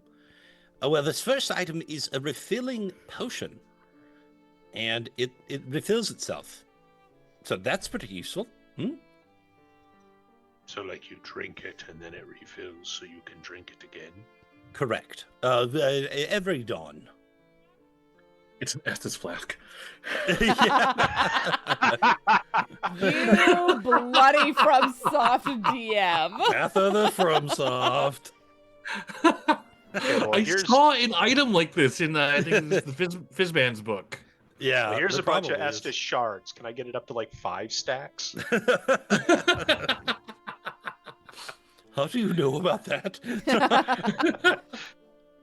I've been in a place even more depressing than the Shadowfell. It's called the Somehow. Lands Between. Well, you think the gods Proletariat. here are fucked. Yeah, the gods over there are like living diseases. Okay, so enjoy. Yeah, I'll tell you a so little about the frenzied flame. yeah, no, they're all freaking wacky. I also have here a tome from a wizard. The wizard won't be missing it, and it is a tome of evocation spells. I also have here what is called the Omnifocus staff. It belonged to a different wizard, the laziest one I had ever met. There's also the emergency potion, and yes, the shape of it should make you somewhat nervous, but I assure you that that is part of the draw. Is that It's a meant feature, to? not a bug. Is that meant to stab into someone to administer the potion? Oh, why, yes, how very clever of you. Well spotted. Fascinating. But it is only for emergencies. It's the EpiPen of potions. Where I am from, we have an art called acupuncture. It's not quite as hasty. I am told that these bracers allow one to lift heavy rocks. So that might come up. And then I have here a fragile golden key, a small set. Please don't touch them, they are very fragile. I have 5 of them, but they are 100 gold each. And then I have here raven gilding. I think these are a little silly, but for those of you that are particularly attached to your raven, perhaps you will find it interesting. And then this is a lucky wolf paw. I was assured that it provides some kind of luck. I thought it was a scam, but I was able to detect magic on it. Faint, but still. It is supposed to assist with luck. That one's the cheapest. Do you know? Okay, how much platinum to a gold? 10. Sorry, it's 1 platinum is 10 gold. 1 platinum is 10 gold. Other way. Do you have any notion what these keys open? I am told they will open just about anything. Well, anything that has a keyhole, anyway. But only once? Yes, I'm afraid that's where the fragile part comes in. I thought as much.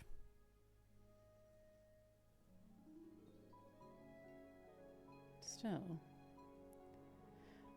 Oh.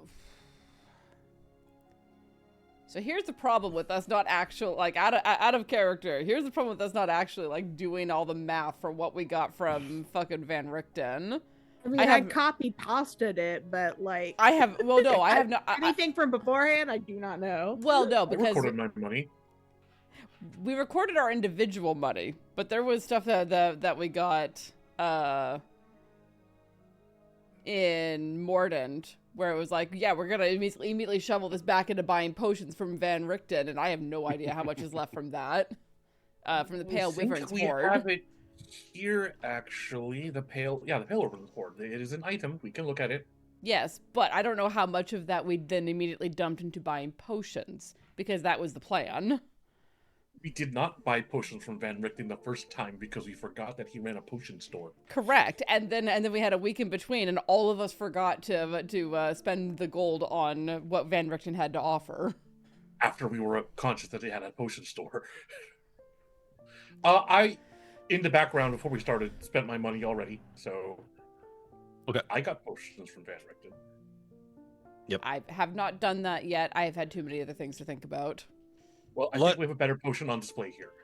Yeah. Luckily, a lot of the items here are not that expensive, and they're, with the exception of the keys, there's only one of them. I am actually drawn to the keys. The keys are super Drausken interesting. is going to purchase the refilling potion. Good. Nice. I was looking at that one too, but I have the thing. So. Would she allow me to hover a hand over the wolf's paw to use dark empathy? She gingerly slaps your wrist as you approach it. Oh, so sorry. I was told by the seller not to allow that. Why? What do they have to hide? I don't know. He was an eccentric fellow. I am also an eccentric fella. Real quick though, here is the refillable potion. Hell yeah. Yeah. A refillable greater healing potion. Very nice. Giggity. Why is that a giggity, Dane? I just say that, okay?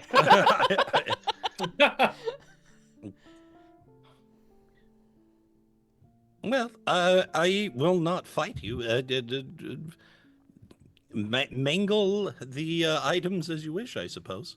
Oh, I have no desire to mangle it, but I wish to know more about it if I'm to spend money on it. You're ruining the surprise. I'm good at I that. believe in fortune. I will purchase it. Oh, Lynn. All right, 50 gold. At the risk of coming off a little bit too crotchety, we're agents of the Raven Queen, not courtiers in the Feywild. We're not here for cute surprises and eccentricities. We're here with tools to get the job done. Wow, you have been in the domains for a while. He's also correct. Also like this all of the time anyway. Ooh. That's cool. It's so good. Hmm. For those following along at home, Lucky Wolf Paw, you can add 1 to any roll you make with a die that is not a d20. You can do this a number of times per day equal to your proficiency bonus, regaining all uses at dawn. Now, one thing I will point out is that none of these items require attunement. Thank fuck. How did you know the The wizard's real name? secret treasure of this horde. My least favorite mechanic with magical items. Wonderful. Truly. I would actually like to purchase the Raven Gilding and one of the golden keys. All right, well, here is the Raven Gilding. I think Grim could do with a little bit of glow. Ooh, an extra Raven charge. Fuck yeah.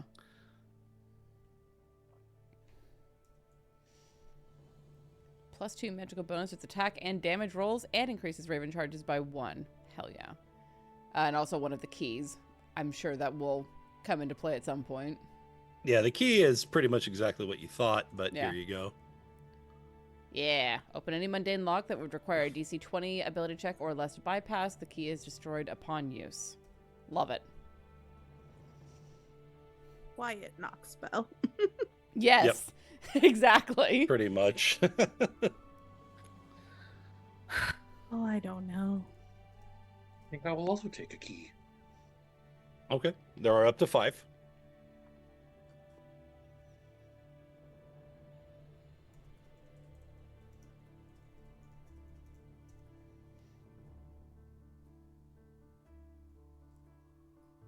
I might actually have more money than I thought I did. Never counted my silver. I mean, who does? Ever. Me. Count your dimes. I'm actually very particular about how much coinage of each type my characters carry. Of course you are. I mean, basically, if you're walking around with a gold piece, right, that's the equivalent of walking into a Wendy's and buying a cheeseburger with a hundo. Like, People do that. yeah, and nobody likes it when you do. No. We don't. We don't. I don't have the experience from Wendy's, but I do have it from working in a bookstore and being like, yeah, I'd like to buy a coffee and a cookie. Here's $100 bill. Mother... Also, if you want to be particularly snarky about it, sometimes I have my characters cash in their money for trade goods. So Ah. if somebody makes off with my gold pouch, be like, well, you got 8 gold worth of coinage from my belt pouch, but you didn't grab the 5-pound bar in my back that's worth, 80 gold if I break it out at a merchant.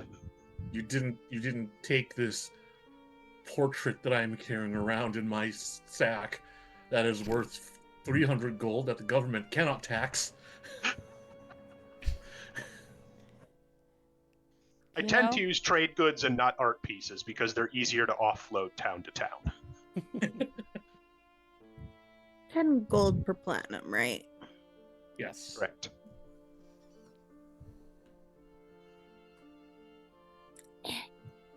Sorry, my brain is not brainy. My brain never brains, you're fine. Okay.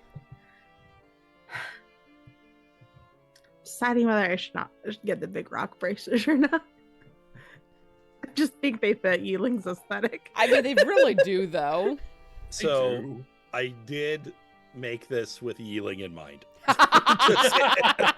Well then, since I ignored the last time you made something with me in mind, I will get that. Excellent. 750. Hands over all of her silver first. And then some platinum. She's like, oh, great, thank you. You're very Speaking of things that welcome. people hate, going into a Wendy's and buying a cheeseburger with pennies. You don't mind if I pay you with pennies? I have no idea what you're talking about. So let's see, that's Wow. 160 gold, and then Damn! I dig it. Allows you to throw rocks of up to size category smallest thrown weapons with a range of 20-40, a medium-sized rock with a range of 10-20, or move a large-sized rock 5 feet. Small rocks deal 2d6 bludgeoning damage, and medium-sized rocks deal 4d6 bludgeoning damage. Once you've used the bracers in one of the ways described above, it cannot be used in the same way until the following dawn. I'd say sorry to the other death groups, but also fuck them. They kept taking all of our good stuff. Right. You know what? Whenever the cleanest place at, I'll take the emergency potion. All right. And so, by the way, also Yi-Ling, for you, this will also allow you to catch rocks thrown at you with Hell deflect missiles. yeah! Oh my god. we just need to face some giants now. He Yeah, wants I to wonder if there'll rock. be any in the mountains. Let's see. I'll just throw the dead with abandon, right?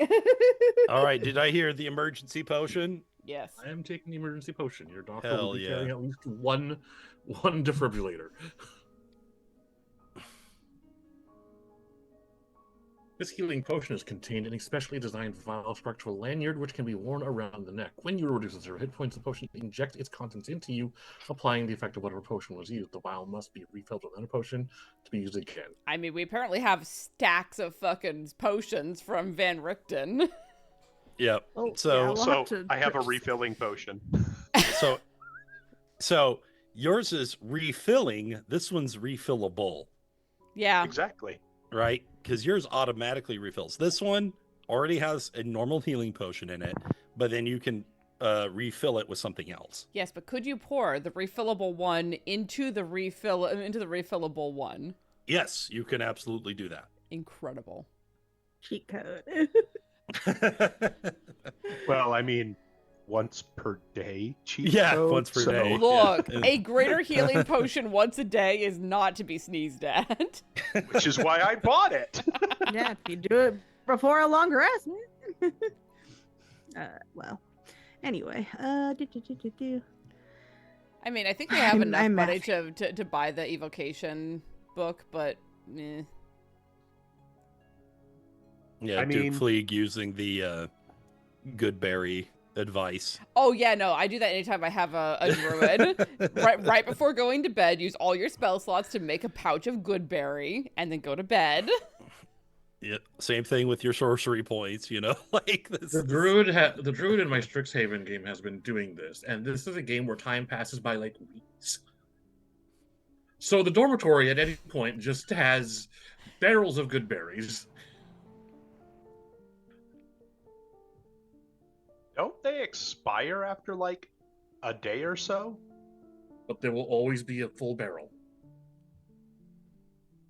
I mean, they do expire after a day, but if you're not using spell slots most days, you're every time you go to bed, just go and fill the fucker up. Mm-hmm. Small. It's a low-level spell. And then they last 24 hours. All right. Is there any interest in the remaining items? A little short on currency for anything else. I wonder if I should get a small key also. You don't happen to have the tokens from the old carnival, do you? Oh, do we have any tokens left? Our carnival ticket was stolen? No, not the ticket, the tokens. Tokens. Well, that was a token. It was stolen. I'm just saying it was stolen. Different kind of, that's not what they're asking about. Yeah, if you remember, you played games and did activities for tokens, which were then exchanged. Those tokens. Yes, those Yes. tokens. I'm so sorry. My other Dimension of Dread can be called them Missed Tokens, not Missed Talismans. So in my mind, they're mixed up. So my bad. My bagels. Well, I think they were mistoken for saying that.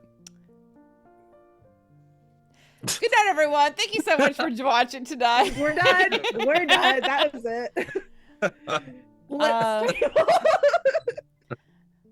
I mean, I don't have any of the tokens, but I do have this, and I will produce a pickled punk that I still have. It's like wriggling around. It's in the jar. Just kidding. Just like shake it up in the mean- jar. That is a free get out of death free cheat. I know. I'm just interested to see what might be offered for it. That's well, lovely's not the word. It's a but- homunculus. They're not. Yes. They're not lovely. They're no pain in the ass, but a shame that we no longer have a regular supply of these things. which They were makes quite this one, useful. Which makes this one rare and interesting.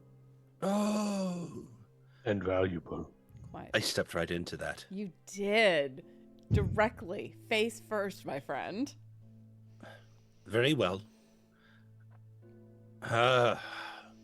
In exchange for the creature, how about I will give you the remainder of the keys.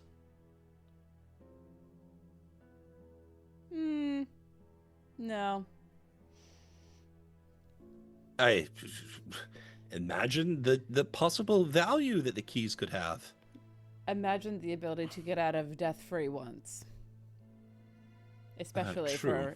for us, sibling. Loraphyra, is there an item you're looking for? I was interested in the staff, but I imagine that is a little bit rich.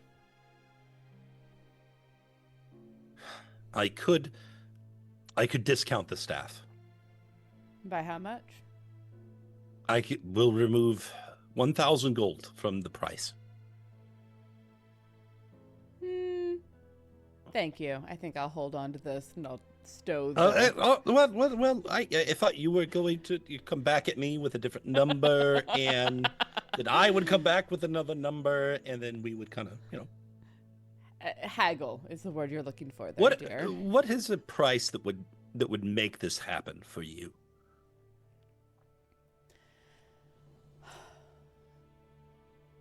I mean, I fully confess I haven't much in the way of coin. Carnival hasn't been working on the coin market for some time, so we have not been regular with coins. That is unfortunately very true, and something that we hope to change with this new iteration. Well, you certainly have my support with that. Wonderful. When we go to Falkovnia, we should make sure to loot their entire coffers of, I don't know, somewhere in the range of 5 or 6 gold. Oh, that's right. You're going to Falkovnia soon. The scouts did provide me with some notes, if you're interested. Yes, actually. I would be that- thrilled to see what they came up with. That part is our duty and is not part of the sale here. So, some good news that we have for you is that you will not need to explore much of it. Everything that you will need to do is likely contained in a relatively small square mileage. That does About seem 8 or so. 8 or so By square the miles. gods. All Indeed. of Falkovnia down to 8 square miles. That's almost half of the total square mileage. Okay, but seriously, Falkovnia is not particularly large. There's No, a reason it's- we sacked it in like 2 weeks. Yes, it is not a large place. But there A were grave doesn't some... have to be. There was an organized group of rebels. And these rebels tried to fight against the Crimson Falcons. And they failed spectacularly. Most of them are now decorating Falkovnia. I doubt you will find many of their like anymore, but this has opened up some interesting opportunities. The Falkovnian general, not Drakov, but one of her underlings, led a unit to the top of the, what are they called? The Giant Mountains, something? They're named after giants. Tours of the Frozen Giants. That's the one. There's an encampment up there, and it oversees an army down in the also very macabre named road just south of those mountains. Corpse Walk. Wow, just great names. Yes, in the Corpse Walk. Using very little effort, they were able to deceive the rebels into bad decisions. And The first one was being rebels against the general. Yeah. Yes. But I have observed many humanoid creatures throughout the realms have such a great desire for freedom that they're actually willing to toss away their own lives. Rebellions are built on hope. Not successful ones, unfortunately. At least not in this case. I think hope, good hope, is probably built on reason. You'll find that in Falkovnia, building anything on hope is constructing a house on sand. There isn't hope in Falkovnia. That's the point. If the situation is as dire as you say, then perhaps by raising rebellion, they hope to meet their end on the pike. What happens to those in Falkovnia who fall in battle? Are they free of the war? Well, their spirit is, sort of, until it resets, which it hasn't well, it never has, actually. Strangely enough, this particular domain has not reset. Drakov has never been defeated. And we haven't been there for all that long. Drausken, that's your name, right? You're the one from there, right? Yes. So you actually were part of her rise to power, were you not? Yes. Oh, that is fascinating. I want to ask you a million questions. Pull up a chair when we make camp. I'll probably answer most of them. Oh, I will bring my notes.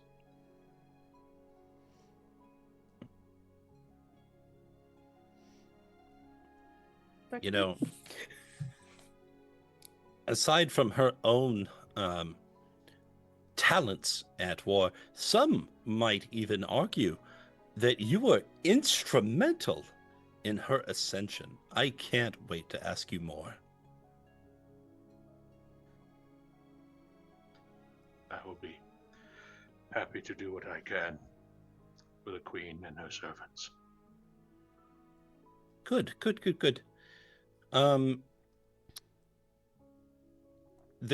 By the way, speaking of matriarchs, Drakov is in, well, probably where you would expect, within the fortifications of, oh, I'm so bad at names. Lekar. Lekar. Yes, Lekar. I was thinking of Ledkarest, but that's in Portka. Can I get a gauge on how old the Shadar Kai is, approximately? How do you age profile elves? It's not that hard if you're an elf. Yeah, she's... Is she like 150, barely an adult? Is she old enough that she's gone clear around the other direction? She's like 130. Oh, she's a baby. But according to her, she has spent most of her life outside of the Shadowfell. I believe it. She's also still a child. Which might also explain her keen, Keen. Yeah, her interest in things, her enthusiasm, let's say. Sure. Enthusiasm is something that the Shadar Kai use sparingly. That is certainly one description, yes.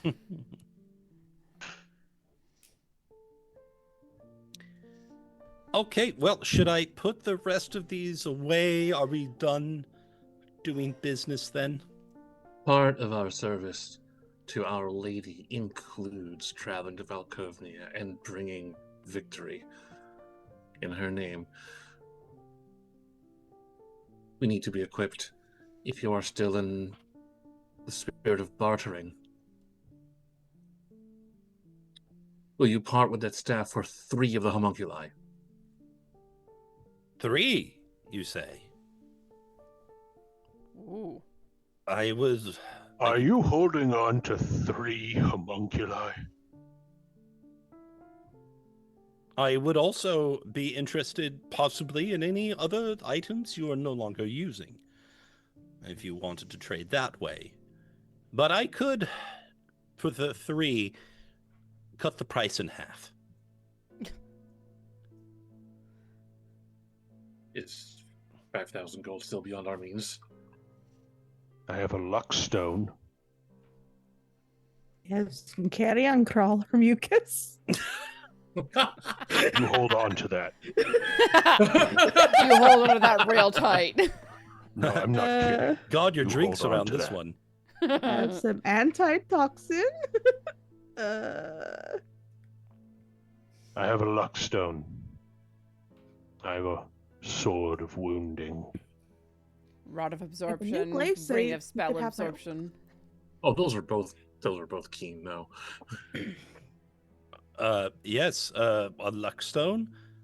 Very valuable, especially more than I think people realize. I would be willing to take it off your hands. I would give you 2,000 gold for it. I have no need of money. Add it to the bargain. Let's be clear, I believe the homunculi I'm carrying are cards.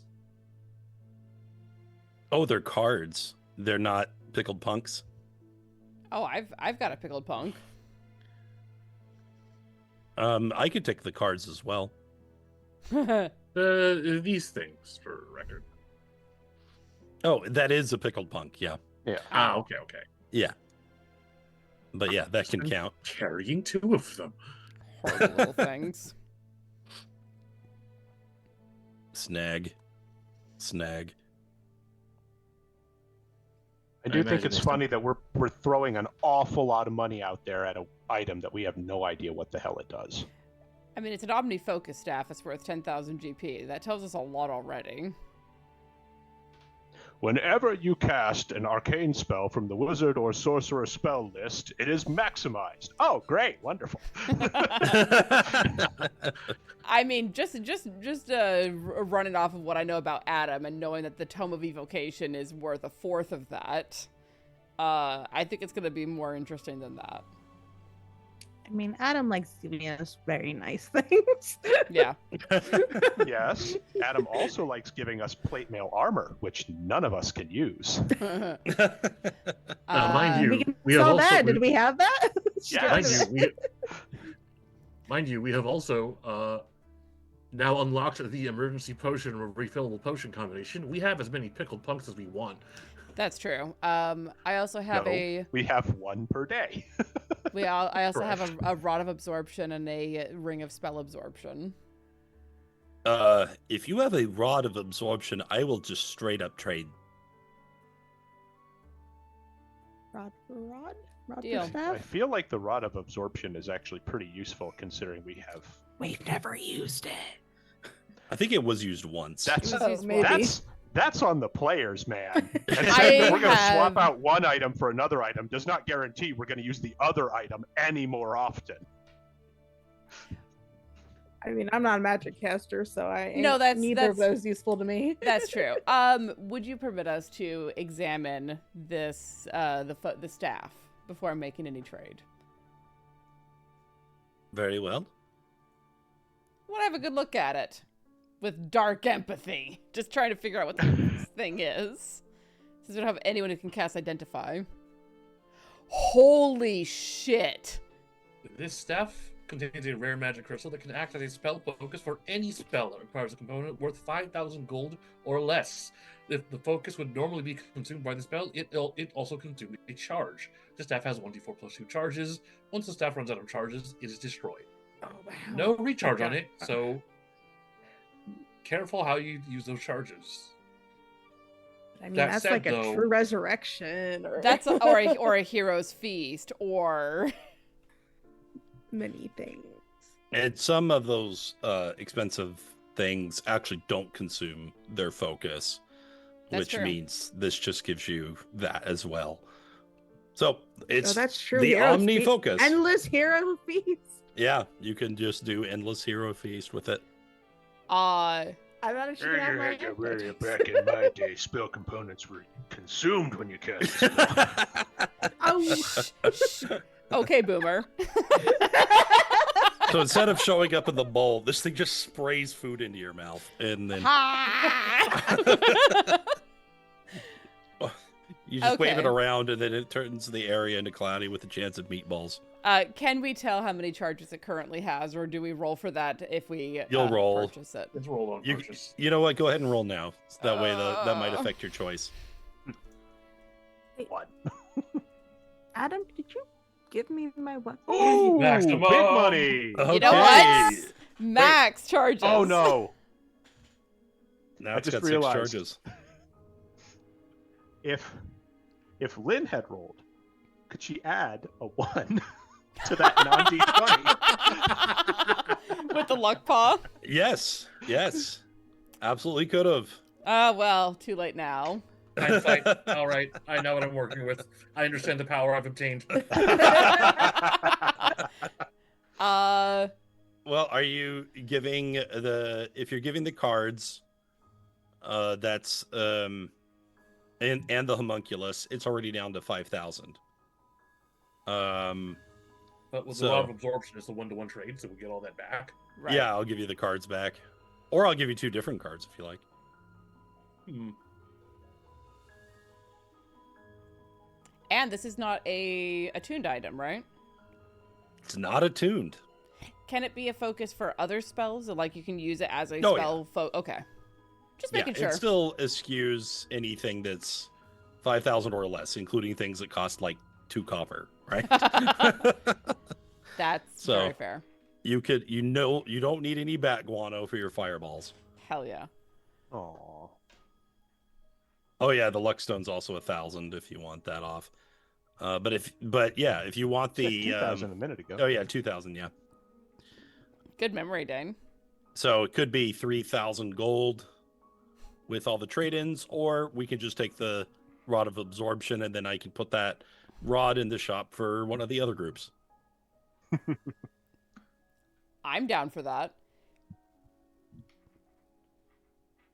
You know what? Done. I'm gonna Done. Okay. I'm just gonna make a decision. Pass off the rod of absorption, which frees up a fucking attunement slot for me. There is that. Cause Maker's Mercy. Yeah. Okay. No, seriously, if I had a spare attunement slot, I would have actually been using that luck stone. Unfortunately, That's my sword luck and shield stone. eats up 2 of my attunement slots. And then it's a toss-up between do I want Cloak of Protection or luck stone?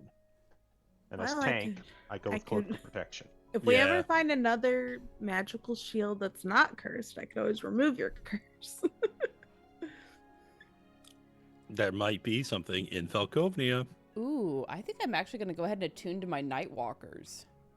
Ooh, yeah, you've been 'Cause- carting those around. I mean, they still help me without being attuned, but attuning gives me more. Yeah.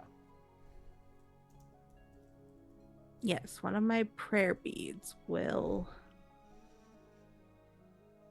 I can do greater restoration, so I can remove the cursed item from you if ever you so wish it. Greater Restoration removes curse now? Yeah, or It did in 2014. Weird. It's one of the effects it can do. So. Neat. Okay, I think we've run out the clock on all of this stuff. I don't know what you're talking about. The What's- shopping episode, the beach episode. This Are the baths still here? Can we do the hot spring episode?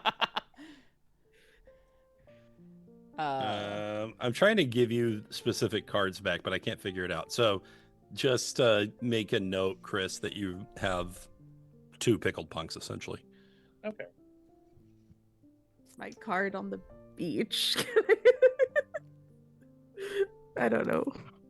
You can give that back to me, but Are we able to use that? Do you have another item squirreled away somewhere that you can offer up to us? the card? Are you asking? The card says that if we use it, there's another wondrous item at the next shop we go to. That's true. I can possibly pull something. It's up to you. It's your card. Yeah, why not? Who knows? Who knows when we'll get to go shopping next? And then she's like, yeah, actually, we just got this rod of absorption.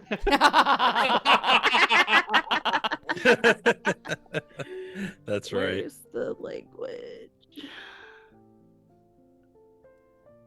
All right. Chat, help me remember when, with the Nightwalkers attuned, if I'm in the dark, my walking speed goes up by 5 feet, my AC goes up by 1. Okay. Oh, I do have something here. It's actually from Falkovnia. Ooh, the eyebrows.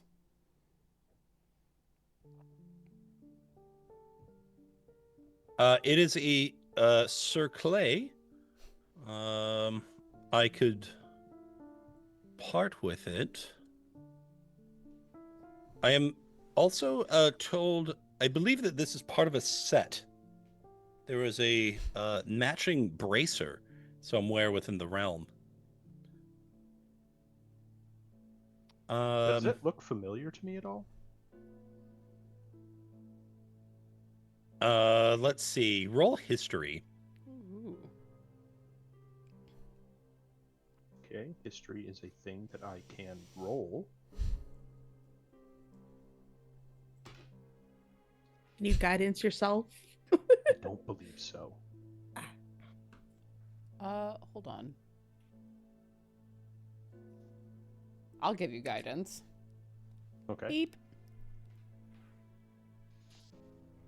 I'm just trying to think of that thing he's always trying to use. That we never do. Right. Pipe, yeah. Anyway, this is a 4,000 gold item, I'm afraid. It is I don't think fairly the guidance is wrong. going to help.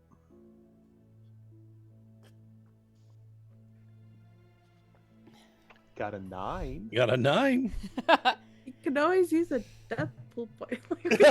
We haven't used any this game. We've barely rolled today. I've even got some now, Exactly, thanks it's to the- Falgor. I suppose that's true, but I don't know if it is worth it. What do you guys think? Sure. I think it's fair. Smoke them if you got them. Yeah. All right, I will attempt to reroll. Just get that old man memory going. 18. Plus, we still have guidance. Oh, yeah. Sorry. No, 18 total. I am tired. It has been a very long day. So, this crown-like item, which is kind of like armor as well, was used by Drakov herself for some time before she got something else, and then handed it down to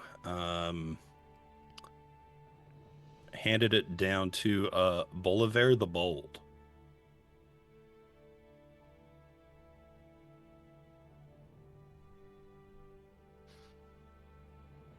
It has something to do with being able to read the moves of your opponents before they happen. Give me that. Okay.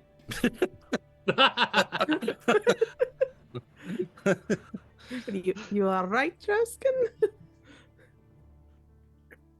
This is General Drakov's. And she passed it down to Bolivar. I don't know how this left his possession. Who is Bolivar? He was a friend of mine. He also served in the Talons.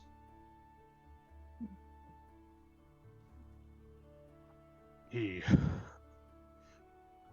taught me how to use a sword and shield, as it were. Oh. And the mentor. Well, I don't know if mentor is the right word.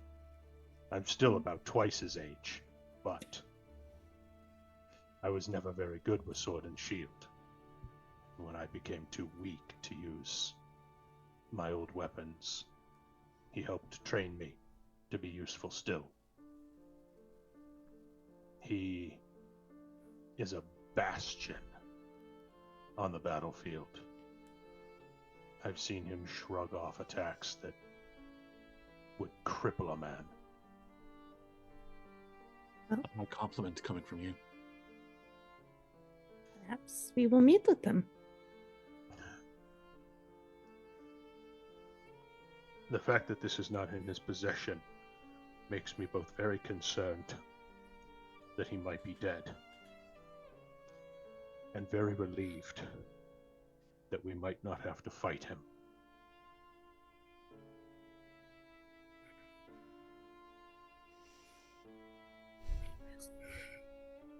I apologize. I suppose we should pay for this, but I'll tell you what. If you find the matching piece, pay me then. on my word. By the Queen herself. Apparently, it's supposed to unlock its true potential, whatever that is.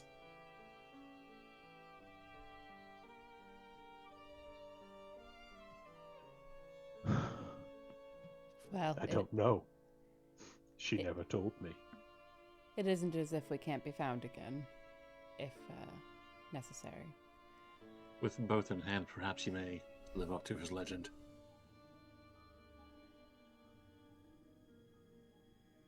Or surpass it. Well, does that conclude our dealings then? Yes, ma'am. Thank you. Thank you, sister.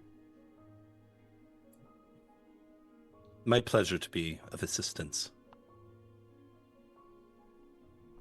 Very nice meeting you. Oh, yes, yes, you as well. Although I'm not sure if we exchanged names. I said mine, and I know who you are, but, well, okay, technically I know who you all are, but it's still nice to, make the introductions. I am Yi-Ling Ingesdotter. Nice to meet you. Loraphyra Elamar. You, I know. I'm a big, yes, I've heard of you. Oh, A fangirl! sorry, that was Ren doing the awe. Loraphyra just raised the one eyebrow. She raised an eyebrow at me, guys. Can you autograph my eyebrow? I'm never lowering this eyebrow again. I am Lin Minyao. I too value the necessity of etiquette, even those of us past our expiration.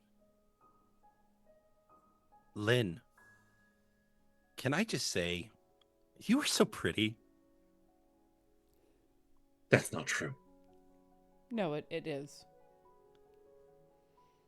You're actually very, very pretty.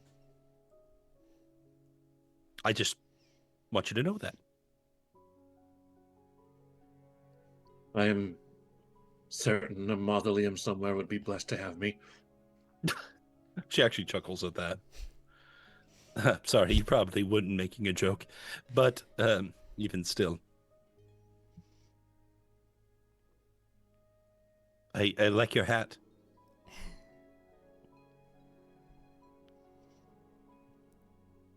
It is one of the few items of luxury I keep with me. Well, I say this, but she's wearing the Empress's robes. Right. well, if that is that, then I will come talk to you, Drausken, later. And as far as I'm concerned, you're all free to wander about the carnival grounds. And all I ask is that you try not to remove the Dreadlord. Of course. By the way, and Drausken reaches up and takes the helmet that he's been wearing all this time. I suppose I won't be needing this anymore. It's nothing special, but it comes from Ikath. I don't think they make them anymore. With all the plan of travels that these items have done, given time, it is likely they will gain some sort of magical properties.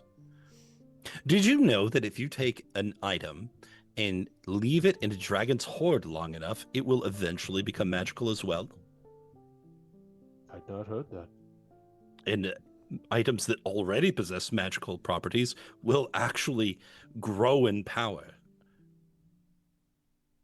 Have we a nearby dragon to consult? No, and that takes years. But even still,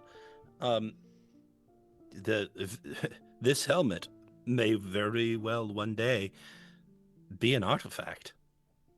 In that case, I entrust it into your care, that you may safely curate its powers in the years to come. Thank you. I will treasure it. I'll clean it, and then I'll treasure it.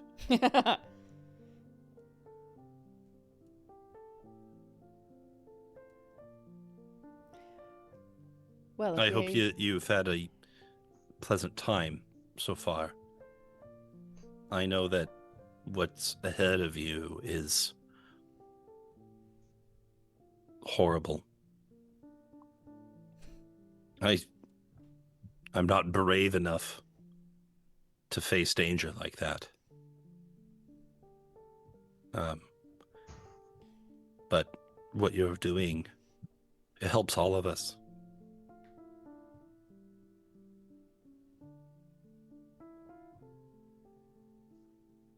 I wish right. that I could say it was a selfless journey, but we're all being paid quite well for our efforts here.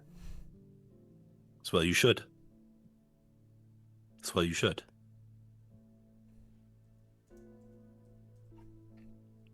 Well, I will see you later. Or if you choose to pass through the mist, perhaps another time. Thank you, little sister. And I will reach out and put a hand on her shoulder and give her a blessing as a cleric of the Raven Queen. Her pale skin turns very red as you do that, and she goes, "Oh, thank you, thank you, thank you. I, yes, very good. Blessings with you too, ma'am." We will see you when we return. Sweet. Oh, I wish I could say I haven't done that, but I have done exactly that. I think we've all been there at some level. There are no boundaries to your courtship.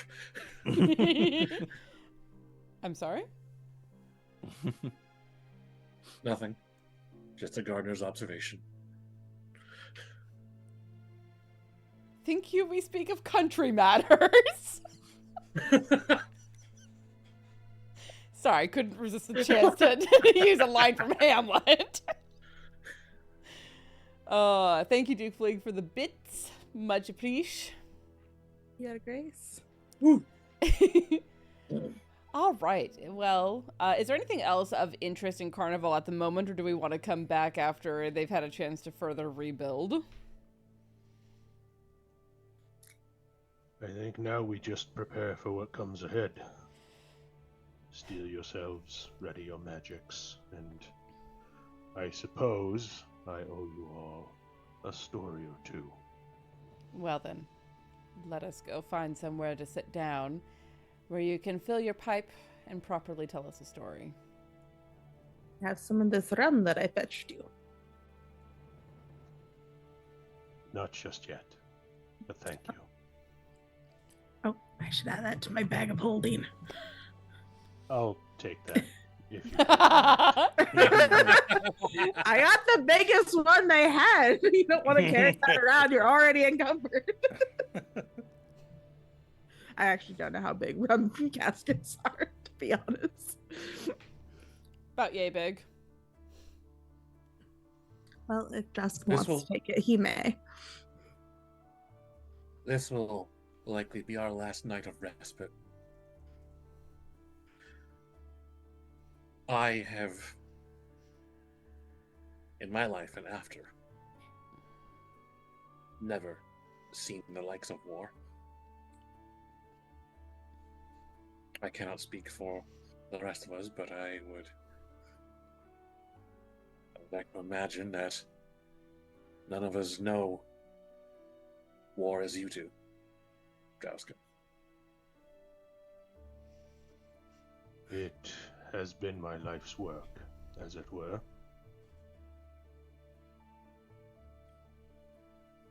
It's not something that I regret. But to say that I have made a living of murder would not be far stretched from the truth. Many of the people who we will come across in Falkovnia are cut from that same cloth. I don't know what inspired the desperation necessary to try to rebel against General Drakov,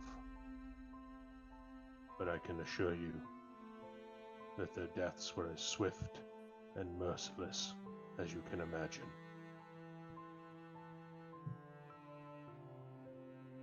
Unless they were foolish enough to surrender, in which case they would have been quite painful, as she hung them upon the walls of Lekar.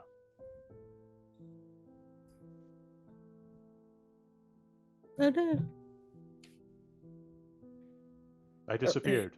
You did. That was dramatic. Dane out. Drain blinks in and out of existence. No more needs to be said. Bye. The story is over. Mic drop.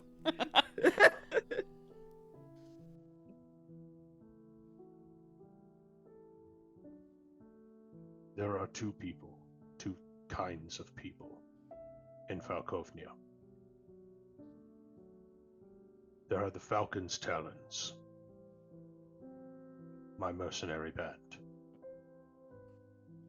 They are hardened by war and death. They are an army honed to a knife's edge. They will not question. They will kill. They will follow the orders of their general. And if you find yourselves on the wrong end of that, you will die.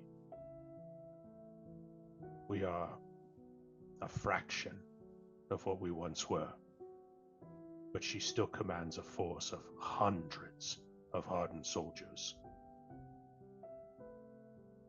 They will not behave like the Guardians in Akath, the Sentinels back in Tempest.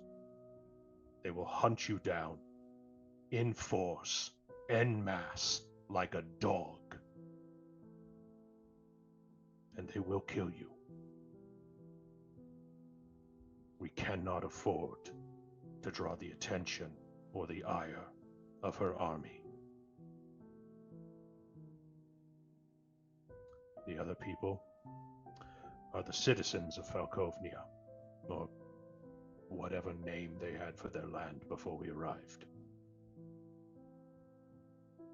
They are civilians, just townsfolk. They are nothing but fodder for the war machine.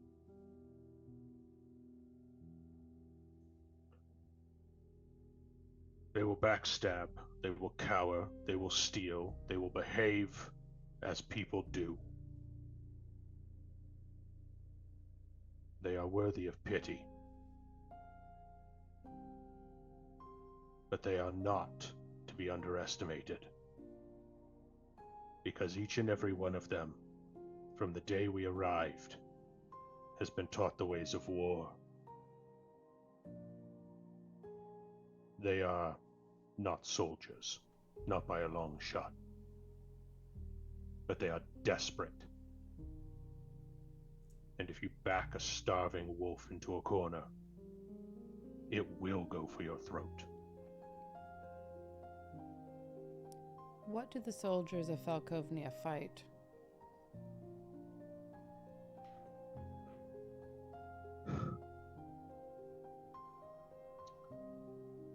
Drausken leans back, lights his pipe. Let me tell you a tale. Once upon a time, General Drakov led the Falcon's Talons as an unstoppable mercenary force in what we recently visited, Abertorum, Faerun. Through some dark magics that I can only now begin to assume were the dark powers, we found ourselves transported to this land, this Falkovnia, though it wasn't called as such at the time.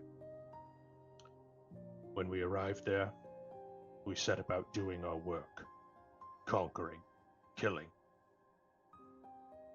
And within a few weeks, every single town in the land was under the control of General Drakov. We believed, by right of conquest, that we now owned this land. The general renamed it Falkovnia, after the Falcons, and herself, the Crimson Falcon. And it was ours to rule, to claim, to live in. For many of us, it was the end to our long road of war. But it is a dread domain. It is not made to be a place where you can retire and live a happy life. So as we celebrated our great conquest and our final settlement of the land, on the night of the new moon, a wave swept over Falkovnia, coming from every corner of the mists, extinguishing all light and life across the land, until it reached the gates of Lekar, the capital. A wave of ravenous undead. We fought back, and we fought hard, and we did what we always did. But our initial force numbered in the thousands. We were a pebble thrown into the storm. We fought for 4 days without sleep, barely eating, as the zombies tore our people apart. We lost the better half of our force in 4 days. We've conquered kingdoms and lost less. And when we finally drove them back in a desperate gambit that cost most of our veterans, we breathed a sigh of relief, thinking that surely the worst was past. We rebuilt our walls, we buried our dead, and we moved on. Until the next new moon, and the next wave crushed Falkovnia again, and again, and every new moon for 3 years.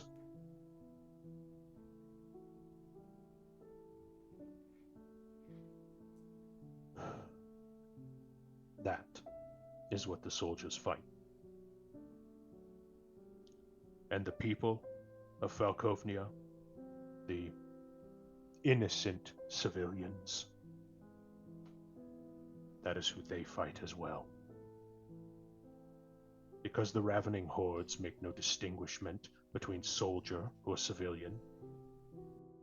They ravage, they kill, they devour, and every soul that dies comes back the next new moon as part of the horde. So we work them. We work them hard. We work them to death. Because if we don't, we all die.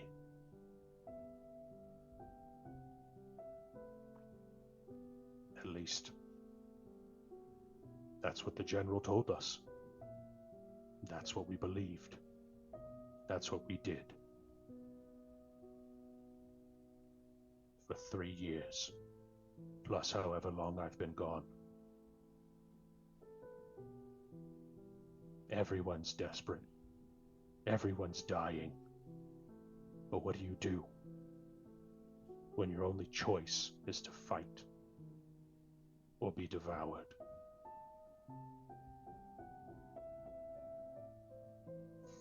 Welcome to Falkovnia.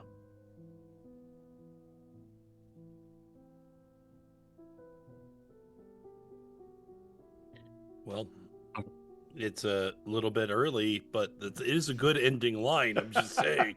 That is an excellent line.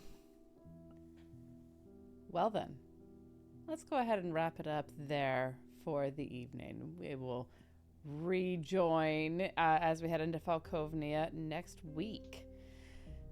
Thank you all so much for being here.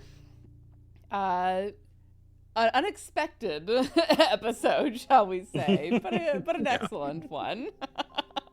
Thank you all so much for being here, and Check out the Discord for information on what is coming up the rest of this week. Tomorrow we're doing some more Midnight in the Garden of Chrome and Fog. Get to deal with the aftermath of whatever the hell's going on with Vale. There's been some discussions, let's say. So, thank you all so much for joining us this evening here in the Fey Realms, and I hope that your journey back through the Mushroom Circles is as calm and as peaceful as it is possible to be. And until we meet again, friends, stay safe, stay healthy, and I'll see you all very soon. Good night.